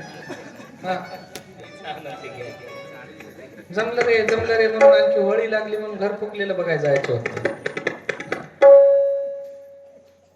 त्याला माहितच नाही, माहित नाही. आणि उद्या जेव्हा मोठे होतील, व्यवहार कळायला पडेल तेव्हा माहित राहू नाही, काही फायदा नाही, काहीच चलत नाही महाराज. नाईलाज असतो संसारामध्ये. सगळी भरती करता करता करता करता घाण्याचा बैल फिरल्यासारखं याला आयुष्यभर फिरावं लागतं. सुख कुठंच मिळत नाही, सुख मिळतं संतांच्या जवळ गेल्यावर. मग महाराज म्हणतात, या सुदामजींच्या पत्नीला त्या ठिकाणी लक्षात आलं आपल्या मालकाचा मित्र होय म्हणून. कोण? द्वारिकेचा राजा, द्वारिकाधीश भगवान श्रीकृष्ण. मग त्या कृष्ण परमात्म्याच्या घरी आपल्या मालकाला आपण पाठवावं. संध्याकाळी सुदामजी भिक्षाटन करून आले, आणि आले तेव्हा तिचं नाव काय होतं? मुरमुरे भिजवलेल्या मुरमुऱ्याची सुशीला. नाव तिचं सुशीला. सुशीलेनं आपल्या पतीला सांगितलं, अहो तुम्ही मला खूप वेळा एक गोष्ट सांगितली. काय? की द्वारकेचा राजा कृष्ण तुमचा बालमित्र आहे. हो, तुम्ही अशा कर्मदरिद्री, तो राजा नेमकं काय लागते का म्हणली जाडजोड तुमचा? त्यानं म्हणलं, अगं गुरु महाराजांच्या गुरुकुलामध्ये जेव्हा विद्यार्थी असतात तिथं सगळे एकसारखे असतात. तिथं कोणी गरीब राहत नाही, कोणी मोठं राहत नाही. शाळेमध्ये जेव्हा ऍडमिशन होतं तेव्हा आमदाराचा मुलगा असला तरी विद्यार्थीच असतो, आणि एखाद्या गरीब कष्टकऱ्याचा मुलगा, रोज मजुरी करणाऱ्याचा मुलगा असला तरी विद्यार्थीच असतो. तिथं कुणाला भेदभाव नसतो. तसं गुरु महाराजांच्या आश्रमात असताना आम्ही दोघं सोबत होतो. तो मथुरेच्या यादवांचा राजपुत्र होता, आणि मी या सुदामपुरीचा त्या ठिकाणी, त्यानं उत्तर प्रदेशचा आणि मी गुजरातचा. आणि एका जागी जेव्हा गुरुच्या आश्रमात आलो तेव्हा आमचं त्या ठिकाणी मित्रत्व झालं. तिनं सांगितलं, तेच म्हणालो म्हणजे तुम्हाला, तो कृष्ण मथुरेचं राज्य सोडून द्वारकेला आलाय म्हणा, की द्वारका नगरी त्यानं निर्माण केली म्हणा, तोच तर नाही ना? तोच आहे. मग तो तुमचा मित्र इतक्या जवळ येऊन तुमच्या पाशी आलेला आहे, तर त्याला एका दिवशी भेटायला का जात नाही तुम्ही? यानं म्हणलं, आता कोण्या तोंडानं जाऊ? मी असा गरीब आहे, तो राजा आहे. नवा म्हणून मी जर त्याच्या राज दरबारात गेलो, माझा मित्र आहे जर म्हणलो, तर त्यानं आपल्याला ओळख दाखवल का म्हणला? आता कारण ज्याच्याकडे पैसा येतो ते गरीब मित्राला विसरून जातात. आपला जर एखादा मित्र असला तर त्याच्याशी संबंध आता ठेवा वाटत नाही, कारण याला आता मोठे मोठे मित्र भेटतात. व्यवहार वाढला, मित्र मोठे भेटले, बारक्या गरीबाला आता ही विसरून जाते. मग मी त्याच्या दरबारात जाईल, आणि तो जर मला नाही ओळखला तर आमच्या मैत्रीचा अपमान होईल. म्हणला, माझा अपमान होईल याच्यात काही मोठेपण नाही, मला काही वाटत नाही. पण मैत्रीचा अपमान झाल्याच्या नंतर मी करू तर काय करू? तिने म्हणले, आओ मित्र होय म्हणताय, एकदा प्रयत्न करायला काय हरकत आहे? जाऊन भेटून या म्हणली त्याच्याकडं. राजा आहे राजा, न म्हणून त्यानं थोडस जरी तुमच्याकडे मदत केली तर आपल्या घराचं कल्याण होईल म्हणली, जा त्याच्याकडे एकदा. यानं म्हणला मी जाणार नाही म्हणला. तितक्यात पोरगा रडत आला तिकडून, आई अगं मी अमुक अमुक मावशीच्या घरी चांगलं दूध पिलो म्हणला मी. ते म्हशीचं दूध होतं आणि तू रोज दूध पाजते तर ते दूध दुधासारखं लागत नाही. आज मी दूध पिलं म्हणला ते वेगळंच लागलं, तू रोज पाजतेस ते वेगळंच लागते. तिनं सांगितलं अरे बाळा मी रोज दूध म्हणून तुला जे देते ना ते पीठ असतं म्हणली, पीठ मी पाण्यात मिसळून तुला दूध म्हणून देते प्यायला. एवढी दरिद्रता होती मला. आता दूध पी म्हणलं तरी पियाला लेकरं नाहीत घरात. चहा मला काय पाहिजे, चहा. मग त्यावेळेला ही सुशीला आपल्या नवऱ्याला म्हणते, पहा लेकरं सुद्धा आता एक एक गोष्ट समजायला लागले, त्यांना आयुष्य जगायचं झालं असं किती दिवस भिकाऱ्यासारखं जगवणार आहात. जा म्हणले कधीतरी तुम्ही भिक्षुक आहात, तुम्ही जातीनं ब्राह्मण आहात, तुम्ही विद्वान आहात, पण तुमच्याकडे धन नाही. तुमचा मित्र राजा आहे, त्याच्याकडे धन आहे, त्याला धन मागा जाऊ. सुदामजी म्हणला अगं जाऊ कसं, अंगावरती फाटके वस्त्र आहे, गावाच्या बाहेर जावं वाटत नाही, त्याच्या राजकारभारामध्ये मी जाऊ कसा. तिनं म्हणली कसलीच लाज बाळगू नका, जा, कमीत कमी तुमची अवस्था बघून तरी त्याला दया येईल. सुदामजी म्हणले जातो, पण तसल्याच्या घरी आपण जाताना कसं जायचं म्हणले, त्याचा भरला संसार आहे, एक बायको नाही त्याला, 16,108 बायकाचा धनी आहे, आणि आपण काय घेऊन जावं म्हणले त्याला. कधी कधी एखादा माणूस एखादं गिफ्ट घेऊन जातो, आपल्या मुंजाजी बापू कोणा तरी पाहुण्याला द्यावं.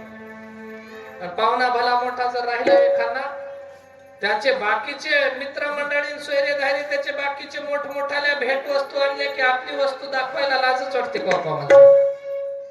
आता ही एवढ्या मध्ये आपलं कसं दाखवावं म्हणजे, बाई मागून त्याला जराशी बळ देते, ध्यान ते आपल्याला काय करायचं, घेतला तर घेतला, नाही तर नाही घेतला, मग बरं वाटत.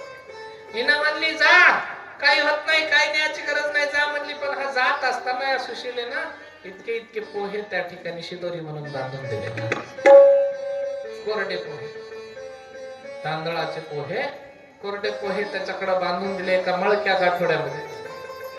सुदामजी निघालेले आहेत आणि सुदामजी त्या ठिकाणी रस्त्याने निघाले, अनवाणी पायाने आहेत, जंगलाचा काट्याकुट्याचा रस्ता आहे, पहिल्याच्या सारखा समृद्धीचा हायवे नव्हता. जंगलातून काट्याकुट्याचा रस्ता तुडवीत तुडवीत सुदामपुरी सोडून द्वारकेच्या नगराच्या दिशेने त्या सुदामजींचं प्रस्थान झालेलं आहे. जाताना काट्याकुट्याचा रस्ता तुडवताना घायाळ होतात, पाणी नाही, पाणी भेटलं तर खायला नाही, अशा अवस्थेमध्ये सुदामजी त्या द्वारका नगरी पर्यंत येऊन पोहोचतात. आणि द्वारका नगरीच्या सीमेत आल्याच्या नंतर कृष्णाचा जिथं महाल आहे, सोन्याची द्वारका ज्या ठिकाणावरती आहे, त्या महालाच्या पुढे आल्याच्या नंतर 2 द्वारपालांनी त्यांना अडवून धरलं. अरे मळक्या, भिकारी दिसायला दिसतोस, कुठं चाललास? त्यानं सांगितलं मला कृष्णाला द्वारकाधीशाला भेटायचं. कशासाठी? अरे तो माझा बालपणीचा मित्र आहे. लागले हसायला महाराज. अरे कुठलं पागल आलंय म्हणले हे, आपल्या इथं वेडा आलाय म्हणले हे. आणि याला कृष्णाला त्या ठिकाणी मित्र सांगायला लागले, याला कळत नाही म्हणले कृष्ण कोण आहेत ते नेमकं. हे म्हणलं अरे खरंच माझा मित्र आहे. ते म्हणले चल चालता हो इथून, आमचा वेळ खराब करू नको. ते म्हणलं अरे खरंच माझा मित्र आहे. खूप वेळा विनवण्या केल्या, ढकलून द्यायला लागले, दारावरनं लोटायला लागले, एकदा जाऊ द्या, दोनदा जाऊ द्या. आणि धक्काबुक्की करत असताना वासुदेव त्या कृष्ण परमात्म्याला त्या ठिकाणी मला भेटायचं आहे हे सुदामजी जेव्हा सांगत होते, त्यावेळेला एक शिपाई म्हणला अरे ढकलाढकली करू नका, खरोखरच जर यदा कदाचित आपले महाराज त्याला ओळखत असले तर आपली फजिती करतील मला. मग काय करायचं? हे सुदामजी म्हणले एकटा जाऊन फक्त त्या कृष्णाला सांगा तुमचा मित्र आलाय सुदामा म्हणून. मग हे धावत पडत एक जण कृष्ण परमात्म्याकडे आला. देव आपल्या माता रुक्मिणी सोबत त्या ठिकाणी बसलेले होते, चर्चा विनिमय करत. घरात बसलेले आहेत, निवांत बसलेले आहेत. शिपाई आला, देवा बोला. कुणीतरी एक वेडा दरवाजावरती आलाय, ते तुम्हाला मित्र आहे म्हणतात. त्याची काही अडचण असेल तर त्याला काय लागते ते द्या. शिपाई म्हणला देवा ते फक्त तुम्हाला भेटायचं आहे म्हणायला. देव म्हणले अरे मी निवांत बसलो, मला भेटणं होणार नाही, जाऊन सांगा त्याला आता दरबार भरलेला नाही, ज्या वेळेला आपण दरबारात येऊ त्या वेळेला त्याला ये म्हणावं. देवा आम्ही खूप वेळा सांगितलं, देवा आम्ही खूप वेळा त्याला सांगितलं ऐकना. देखो ये गरीबी का कृष्ण के दर पे विश्वास लेके आया, मेरे बचपन का यार है मेरा शाह, यही सोच कर मैं आस करके आया, अरे द्वारपालो कन्हैया से कह दो, अरे द्वारपालो उस कन्हैया से कह दो, इधर पे सुदामा करुणा गया है, इधर पे सुदामा करुणा गया है, हाँ भटकते भटकते न जाने कहाँ से, भटकते भटकते न जाने कहाँ से, तुम्हारे महल पे करुणा गया है, तुम्हारे महल पे करुणा गया है, हाँ कन्हैया से कह दो, उधर पे सुदामा करुणा गया है, इधर पे सुदामा करुणा गया है, इधर पे सुदामा करुणा गया है।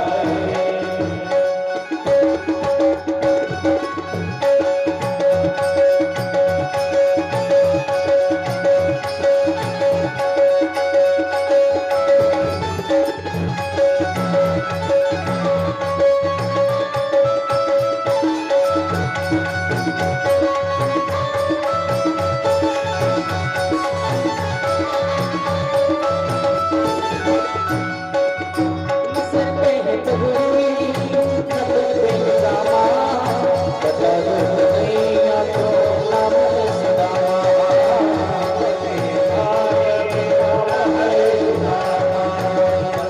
कन्हैया को नाम है सुदामा, सर पे है पगड़ी, नभे पे निजामा, बता दो कन्हैया को नाम है सुदामा, सुन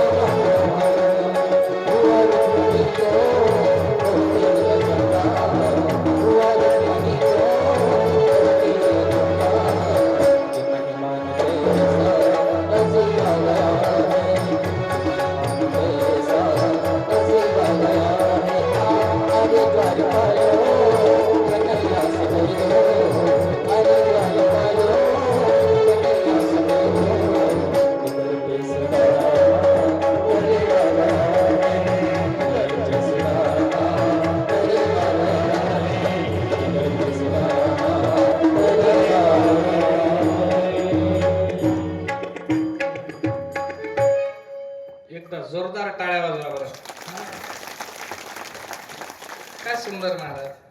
अरे द्वारपालो कन्हैया से कह लो के दर पे सुदामा गरीब आ गया, के दर पे सुदामा गरीब आ गया. न सर पे है पगड़ी न तन पे है जामा, बता दो कन्हैया को नाम है सुदामा, का बता दो कन्हैया को नाम है सुदामा.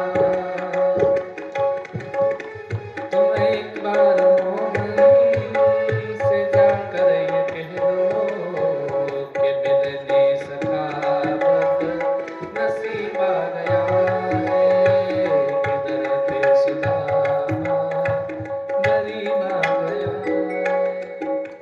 महाराज म्हणले, शिकायला सांगायला लागलं, देवा कुणीतरी गरीब भिकारी असल्यासारखा, एकदम दरिद्री असल्यासारखा कुणीतरी एक आलाय पागल आणि स्वतःला तुमचा मित्र सांगतोय.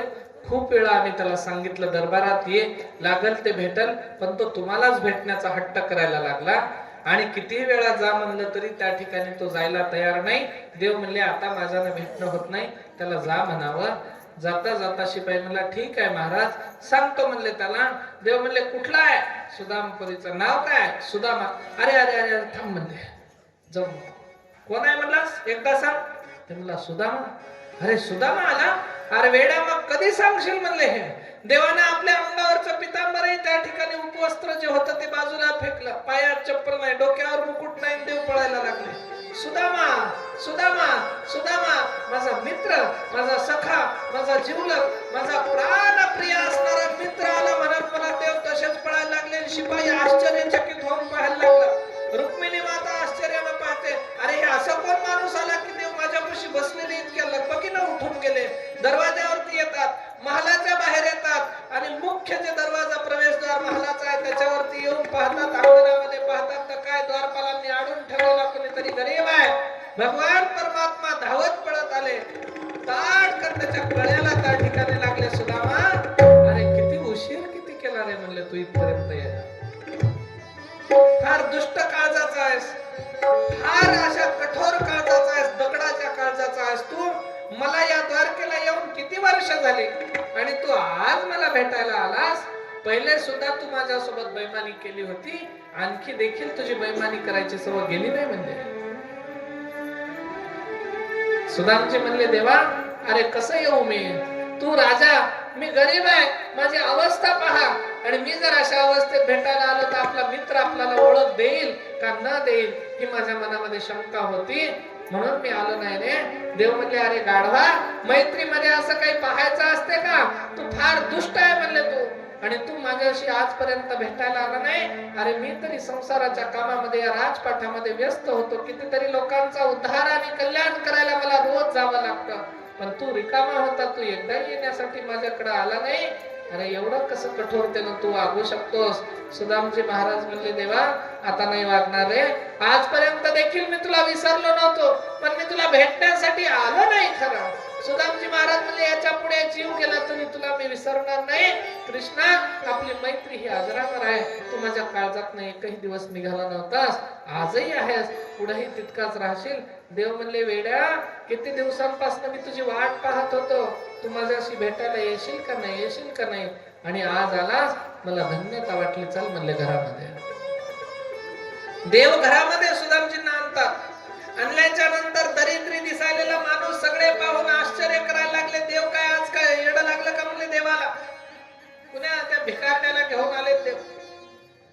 दरिद्री कर्मदरिद्री असलेला ब्राह्मण आहे, त्याला देव घेऊन घरात चालले. त्याचे कपडे कसे, त्याचा अवतार कसा, त्याचे पाय पाहिले तर कसे कुरूप दिसायला लागले, याला घेऊन देव चालले.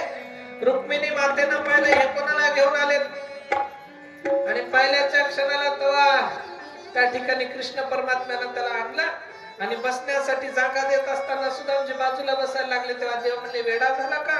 हे सिंहासन तुझं आहे, माझ्या सिंहासनावरती बस. ते म्हणले, देवा नको रे, मी बसायच्या लागाचा नाही, त्या योग्यतेचा मी नाही. अरे वेडा आहे का म्हणले, तू माझ्या काळजातल्या सिंहासनावरती बसलेला माझा मित्र आहे, सिंहासन तर तुझ्या पुढे तुच्छ आहे म्हणले. बस. देवानं सिंहासनावरती बसवलं.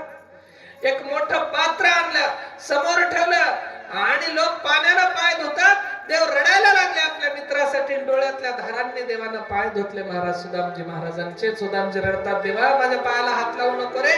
देव म्हणले, वेडा झाला का? अरे मित्र आहेस, आज नात्यानं त्या ठिकाणी मित्र आहेस, जातीनं तू कर्मपूजा असलेला त्या ठिकाणी ब्राह्मण आहेस. आणि एका ब्राह्मणाचे पाय पुसताना मला काही वाटेल, कदाचित शंका वाटेल, पण त्या ठिकाणी माझ्या मित्राचे पाय धुवायला मला शंका वाटत नाही. रडून देवानं आपल्या कृष्ण परमात्म्यानं त्या ठिकाणी सुदामजींचे पाय धुतले.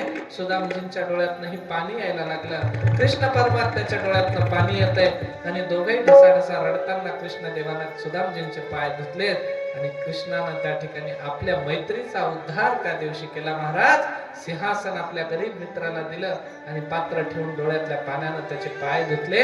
हा खरा जीवनातल्या मैत्रीचा अर्थ असतो. बोल सुदामजी महाराज की जय, गोपाल कृष्ण भगवान की जय. आता देवानं त्याला बसून घेतलं. बसून घेतल्याच्या नंतर देव विचारायला लागले, कसा राहतोस, कुठं राहतो, काय करतो, काय नाही सांगायला लागला. भिक्षाटन करतो, मी भिक्षा मागतो गावावरती आणि भिक्षेवरती त्या ठिकाणी कसा बसा उदरनिर्वाह होतो. एक पत्नी आहे, 2 लेकरं आहेत, सुशीला नाव आहे. रोज भांडण करते, पण हे सांगता येत नाही लोकांना भांडण करते म्हणून. चांगली आहे म्हणला, सुशीला आहे, नाव आहे तिचं सुशीला. आणि मग त्या सुशीलेसोबतचा संसार. देव म्हणले, मग इतकं लग्नही झालं तुझं, माझ्या वहिनीची भेट सुद्धा झाली नाही, आणि मग वहिनीनं तू माझ्या घराला येताना काहीतरी दिलं असेल की म्हणले, तुला रिकाम्याच हाताने आला का? म्हणलं, आता एवढ्या चमचम चमकायलेल्या सोन्याच्या द्वारकेमध्ये आपल्या कमराच्या मळक्या गठोड्यातले पोहे कसे दाखवा? देव म्हणले, काहीतरी दिला असेल माझ्या सुशीला बहिणीनं तुला येताना. ते म्हणला, काही दिलं नाही रे, तू पहिले सुद्धा बैमान होतास म्हणजे लहानपणी माझे चणे फुटाने लपून खाल्ले होते. आजही तुझ्यापाशी काहीतरी दिला असेल, तू दाखवायला तयार नाहीस. म्हणून देवानं झाडाझडती घेतली. अंगावरच्या कपड्याच्या खाली एका मळक्या गाठोड्यामध्ये एवढे एवढे पोहे दिसले. देवानं सरकन ओढून घेतले. ओढून घेतले आणि गाठोडं सोडून पाहतात तर काय पोहे आहेत. पोहे घेतले देवानं. अरे दुष्टा, पूर्वीपासून तू माझ्याशी बेईमानी केली. इतकी चांगली शिदोरी माझ्या वहिनीनं दिलेली असताना लपून ठेवायला लागला. कृष्ण परमात्म्याने एक मूठभर पोहे घेतले, खाल्ले, त्रिभुवनाचं सुख अर्पण केलं महाराज. दुसरे मूठभर पोहे घेतले, परत खातात. अरे या त्रिभुवनावरती त्या ठिकाणी त्रिभुवनावर स्वर्ग मृत्यू सगळं त्या ठिकाणी ओवाळून टाकावं, इतकं सुख मी तुला आज प्रदान करतोय. म्हणून देवानं त्या ठिकाणी दिला. आणि तिसरी मूठ खाऊन काय आशीर्वाद द्यावा, तितक्यात रुक्मिणी मातेनं हात धरला. अहो थांबा थांबा म्हणली, स्वर्ग दिलं, सगळे लोक त्याला देत आहे, आता काय स्वतःला देऊन टाकता का, आम्हाला काय भिकायला लावता का म्हणली. काही काही वेळेला घरातल्या करत्या पुरुषाला दान करावं वाटतं. बाई म्हणते, काय लागलंय उधळायला, आणताना काय लागते माहित आहे का? आणणारा हेच होय, हिनं बसून राहणारी होय घरात. तुम्हाला कळते का म्हणली, आणायला काय लागते ते, बसल्या जागी उधळायला काय लागलं, बसा पुराणं म्हणते घरात. रुक्मिणी माता म्हणल्या, थांबा थांबा, आता आणखी काय देता, स्वर्ग दान केलं, सगळं दान केलं, आता काय वैकुंठ दान करून आम्हाला भिकायला लावता का? देव म्हणले, अगं रुक्मिणी, माझ्या वैकुंठासारखे हजारो वैकुंठ जरी असतील तरी माझ्या या मित्रावर मी आज ओवाळून टाकायला तयार आहे, इतका माझा मित्र श्रेष्ठ आहे ग म्हणले. त्यावेळेला सुदामजी महाराजांना कळालं, आपल्या मित्राचं ऐश्वर्य पाहून तो ऐश्वर्याला भुलला नाही, आपली मैत्री आज जिंकली म्हणले. याची संपत्ती, याचं ऐश्वर्य जिंकलं नाही, आपण जिंकलो, आपली मैत्री जिंकली. म्हणून जगामध्ये मित्र हा मित्र असतो, दुसरा आपला भाऊच असतो. फक्त तो आपल्या आईच्या पोटातून जन्मलेला नसतो, तो दुसऱ्या आईच्या पोटातून जन्मलेला आपला सख्खा भाऊ असतो महाराज. म्हणून मित्राच्या पाशी लोक आपल्या मनाचं सगळं ओझं हलकं करतात, मित्राला आपलंसं करतात. मित्र हा असतो प्रत्येक समस्येमध्ये, संकटामध्ये मनुष्याला धावून येणारा. म्हणून ही मैत्री मनुष्याला जतन करता आली पाहिजे.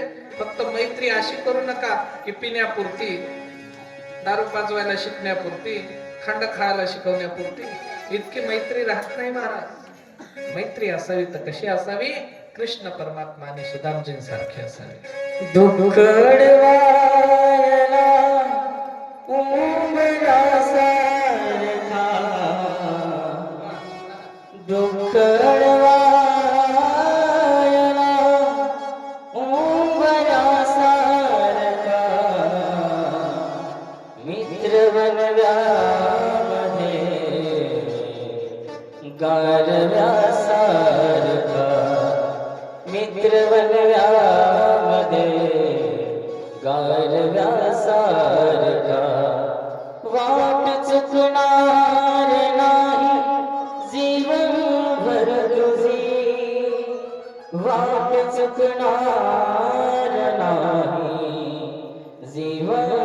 भर तुझी एक तू मित्र कर आरशा सारखा मित्र बनव्यामध्ये गारव्या सारखा आत्महत्याच करणार नाही कोणी आत्महत्याच करणार नाही कोणी मित्र असला जवळ जर मनासारखा मित्र बनव्यामध्ये गारव्या सारखा मित्र बनव्यामध्ये गारव्या सारखा हो दृष्ट लागो नये वेदनेची तिला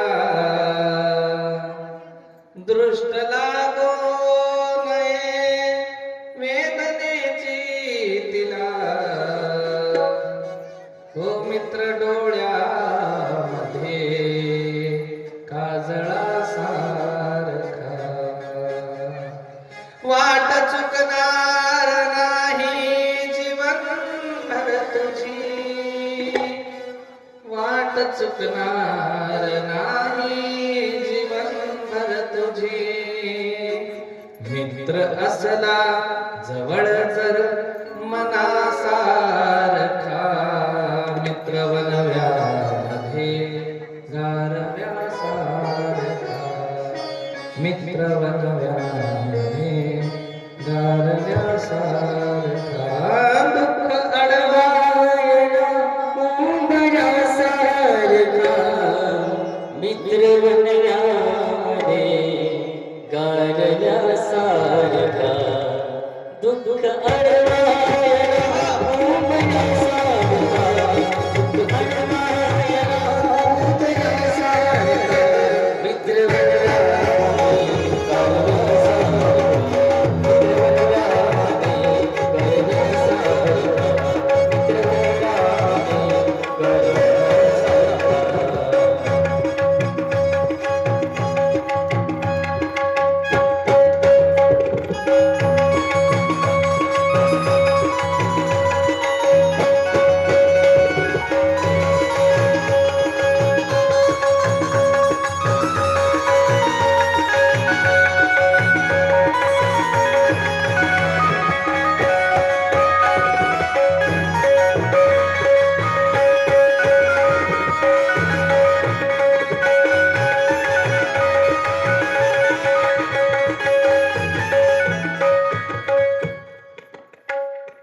एकदा जोरदार टाळ्या वाजवा. किती छान आवाज आहे महाराज.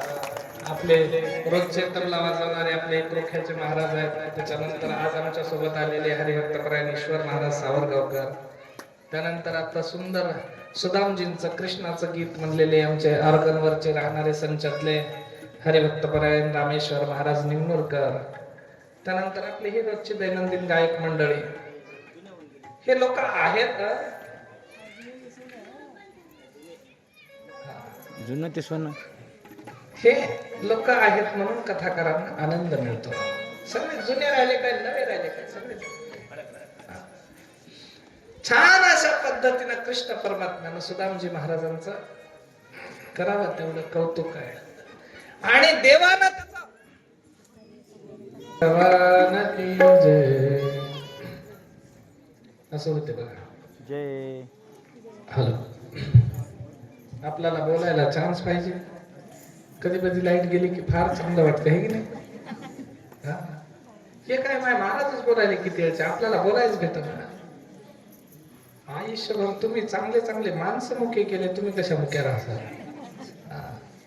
बिचारे बघा बरं आले तसे तरी त्यांनी इकडं कोणातरी प्रवेश केला का तुमची तुम्हाला जागा सोडून बसलेले आहेत. हा तुमचं नाव काय आहे. जगन्माता जगताची जगदंबा मा भवानी दुर्गेचं स्वरूप म्हणून तुम्हाला म्हटलंय है की नाही. तुम्ही कशावर बसता वाघावरती. ही माणसं बिचारी गरीब राहत यायचे वाहन उंदीर बैल मोर तुमचे वाहन सिंह वाघ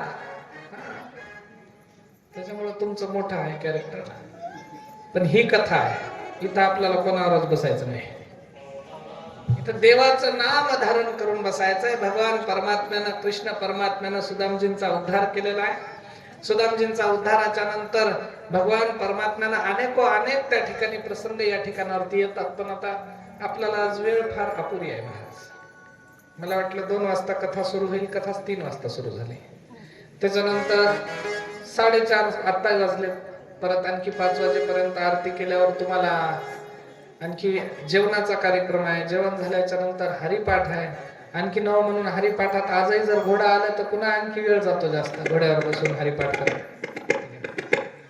त्याच्यामुळं आपल्याला अल्पशा वेळेमध्ये अल्पशा अवधीमध्ये त्या ठिकाणी सर्व साजरं करायचं होतं सांगताना खूप काही सांगता येतं गाठोडं हे भागवताचं इतकं मोठं आहे त्याच्यातलं इतकं जरी तुमच्या पदरी पडलं तर खूप झालं तेवढं तरी पदरी पाडून घ्या संतांनी दिलेलं हे फार मोठं व्यास महर्षींचं रसायन आहे महाराज 335 अध्याय 18,000 श्लोक आणि 12 स्कंदामध्ये हे भागवत महात्म्य आहे त्याच्यातलं आपण मजा हिशोबाने तर आपण काहीच लई घेतलं नाही उगाच थोडे प्रसंग घेतले आता पुढच्या वेळी जेव्हा भागवताला आपण बसू त्यावेळेला सुरुवातीपासून शेवटापर्यंत आपल्याला कथा अशी विषयाला अनुसरून घ्यायची आहे तुम्ही 18 वर्षाचे झाले म्हणून मी म्हणलो बा हे लेकरं आता 18 वर्षाचे झाले यांना थोडं इकडचं तिकडचं सगळं समजायसारखं सांगावं लागतं त्या हिशोबाने कथा थोडीशी सैल पद्धतीने घेण्यात आली आणि नाही आता ते त्याच्या मनावर राहिलं आपल्याला काय करायचं अध्यक्ष जर म्हणले ना म्हणून करत बापू पुढे तुमचीच कथा म्हणले तर मग काय घोर नाही राहिले इसरलं घसरलं ते तर इसरलं राहिलं तरी आता काही काळजी नाही आता मी तुमचाच म्हणा कथेला नाही जरी बोलवल्या तरी तुमच्या घरी येण्याचं लायसन रात्री मला 54 माणसांनी दिलंय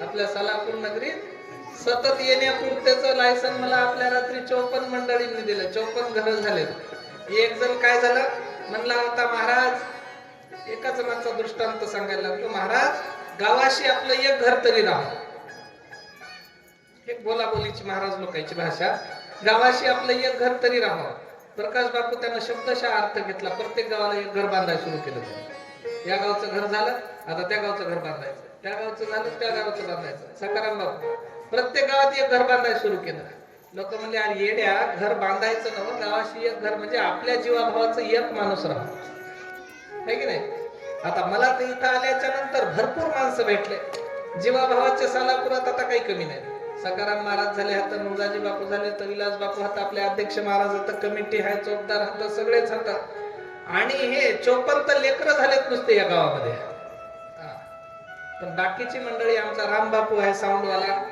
पहिल्या दिवशी आम्हाला कथा झाल्याबरोबर बापू आधी माझ्या घराकडे चला चहा प्यायला ही भावना लोकांची कशासाठी असते नेमका महाराज लोकांचा संसार तरी काय हेच संसार आहे आम्हाला दुसरा संसार नाही आमचे काही 2-4 उजवायचे नाही तर हातकाव पाटील एखादी पोरकीन आमच्या पोराला भेटणं झाली बघता काय म्हणायचं काही टेन्शन नाही आम्ही मोकळे झालो त्याच्यातून निवांत आहे पण सुंदर पद्धतीनं 3 वर्ष आपण कथा करूया है की नाही कमी पडलं तर मला काही सांगा मी नंबर 1 त्या ठिकाणी कार्यक्रम चांगला चालवायचा 3 वर्षाच्या नंतर बघू मग तुम्ही कोणालाही लावा न लावा आमची काही अडचण नाही पण एक विषय त्या ठिकाणी सुटायचा 3 वर्षात आपल्याला सोडवायचा आहे 3 वर्षात हे कशासाठी सांगायला लागलो का तुम्हाला नामस्मरण त्या पद्धतीचं करायचं आहे आणि असं नाही की संतोषपुरी महाराजांचे शिष्य झाले तेवढ्यासाठी सांगायला लागले तुम्ही कुठल्याही गुरुचे चेले राहा कुठल्याही गुरुचे शिष्य राहा अगोदरचे नंतरचे आताचे कुठल्याही पद्धतीचे राहा जीवनामध्ये सोपी गोष्ट तुम्हाला सांगली रोज आंघोळ केल्याच्या नंतर कपाळाला गंध लावायचा हातावरती एक धागा ठेवायचा लाल हातावरती धागा ठेवला काळा किंवा लाल याच्यातनं तुमच्यावरती चुकीची नजर कोणाची पडत नाही कपाळावरती जर टिकला राहिला तर सगळ्यांच्या लक्षात येतं हे हिंदू धर्माचा माणूस आहे हे पुसून असे बिना ते काय म्हणतात असे फिरत राहू नका कपाळावरती पुरुषांच्या मस्तकावरती टिकला असला पाहिजे, रोज लावत जा देवाचा अष्टगंध. आमचे संत वेडे नव्हते हे अष्टगंधन बुक्का लावायला. हा, कपाळावर ठेवा, हाताला धागा ठेवा, मुखामध्ये सतत कुठं ना कुठं बसलं तर हॅलो म्हणायच्या अगोदर राम राम म्हणायला शिका. आमची संस्कृती आम्हाला पाहिजे. गावं संपत आलेत, खेडे संपत आलेत, खेड्यातलं वैभव संपलं, संस्कृती संपत आली. लोक एकमेकाची मर्यादा पाळणार. कोणी व्यसन जरी करत असलं तर एक गोष्ट कायम लक्षात ठेवा, किती मोठं व्यसन करा, फक्त गावच्या पारावरती व्यसन केल्यावर आपण यायचं नाही. घराकडे कसेही राहा तुम्ही, आमची काय अडचण नाही. सार्वजनिक ठिकाणावरती, सत्याच्या ठिकाणावरती, कुठल्याच सार्वजनिक ठिकाणाला आम्ही व्यसन केल्याच्या नंतर यायचं नाही. पारावरती, वट्यावरती, चावडीवर बसून पुड्या खायच्या नाही, चावडीवर बसून बिड्या ओढायच्या नाही, चावडीवरती कधी कोणी एखादं दारू पिऊन आलं तर तिथं बसू नका. आमचे हात जोडून तुम्हाला विनंती, आपल्या आपल्या घराकडे झाकून सगळ्या गोष्टी ठेवा. समाजाला दिसू नका तुम्ही किती चांगले आणि किती वरंगळे आहात. समाजात फक्त चांगुलपणा दिसला पाहिजे. इथं आल्याच्या नंतर मला जवळपास सगळी मंडळी प्रेमाची दिसली. जास्त जणांसोबत मी यावेळेस बोलाचाली केली नाही, घशीट केली नाही, पण सगळ्या माणसांनी अतिशय प्रेमानं हा कार्यक्रम नेटानं पार पडला. सगळं गाव ज्या पद्धतीनं झटायला लागलं ते मी 7 दिवसापासून पाहत आहे. सुंदर पद्धतीनं प्रत्येकानं आपलं काहीतरी योगदान दिलं. लेकरं छोटेसे विणा घेऊन बसत होते, पुरुष मंडळी माणसं आपल्याला कमी पडत होते, तर आमच्या मावल्यांनी विणा खांद्यावरती घेतलाय. हे परिवर्तन आहे या सत्याचं. एका साधूनं सांगितल्याच्या नंतर काय परिवर्तन होतं, नेमकं हे परिवर्तन होतं. आमचा विना लेकरांच्या खांद्यावरती होता, कधी खाली कधी वरी, उरफाट्या विना होता. एका दिवशी महाराज उरफाट्या खाली वरी विना होता. आमच्या मावल्यांनी बघितलं, त्यांना लक्षात आणून दिलं की त्या दिवशीपासून त्या विना धरून बसतात. तुम्ही जनाईचं स्वरूप आहात, तुम्ही माऊली मुक्ताईचं स्वरूप आहात. तुम्ही काय साध्या नाही, तुम्ही जिजाऊ आहात, तुम्ही ताराराणी आहात, तुम्ही अहिल्यादेवी आहात. तुमचं सामर्थ्य साधन आहे. त्याच्यामुळे ही पुरुष मंडळी आणि तुम्ही सर्वांनी धर्म खाली येऊ नये याची व्यवस्था पाहत जा. अतिशय आनंदी लोक मला या ठिकाणावरती वाटले. आपल्याकडे वेळ थोडासा आहे, पण जाता जाता का होईना आपल्या गावच्या या पूर्ण कार्याचा वसा सगळ्या गाववाल्यांनी घेतल्या कारणानं एक 5 ते 10 लोकांचे प्रातिनिधिक स्वरूपामध्ये मी माझ्या हाताने सत्कार करणार आहे की एवढा सुंदर कार्यक्रम तुम्ही पार पाडला. तुमचं गाव जसं एका जीवानं राहतंय, कधीच गावात फूट पडू देऊ नका. एकमेकाचे काही पार्टी राजकारण काही भांडणं असतील तर ते भांडणं तुमच्या घरातल्या घरात मिटवा. सार्वजनिक ठिकाणावरती सत्यामध्ये भांडणं येऊ देऊ नका. मला तर कुणाचं भांडण दिसलं नाही, पण असं जरी कुणाच्या मनात काही एकूण एकाबद्दल तरी इथं येऊ देऊ नका. हे धर्माचं व्यासपीठ आहे आणि धर्म तुमच्या काळजात आहे. त्याचा अर्थ तुमचं व्यासपीठ आहे. सर्वांनी मिळून गुण्या गोविंदानं राहायचं, सगळ्या गावांना एका जीवानं राहायचं आणि असेच सोहळे निरंतर आपल्याला पूर्ण करायचे आहेत. त्याच्यामुळे सर्वांनी जमल तेवढं जीवाभावानं प्रत्येक कार्यक्रम पूर्ण करा. मला तुम्ही सगळेजण आनंदानं दिसला, गुण्या गोविंदानं दिसला आणि सर्वांचा स्वभाव त्या ठिकाणी आनंददायी वाटला. तुम्ही परमेश्वराच्या भक्तीला शोभायसारखे माणसं वाटला. म्हणून मी माझ्या हाताने एक 5 ते 10 लोकांचा सत्कार करणार आहे. त्यांचा सत्कार झाला की आपण आरती घेऊया. मी एक नावाची सूची तयार करायला सांगितली होती, मला ती द्या. ज्यांचं नाव मी या ठिकाणावरती घेईन लवकरात लवकर त्यांनी इथं स्टेजवरती यायचंय आणि आपल्या सत्काराला स्वीकार करायचा आहे. दत्तात्रय देवा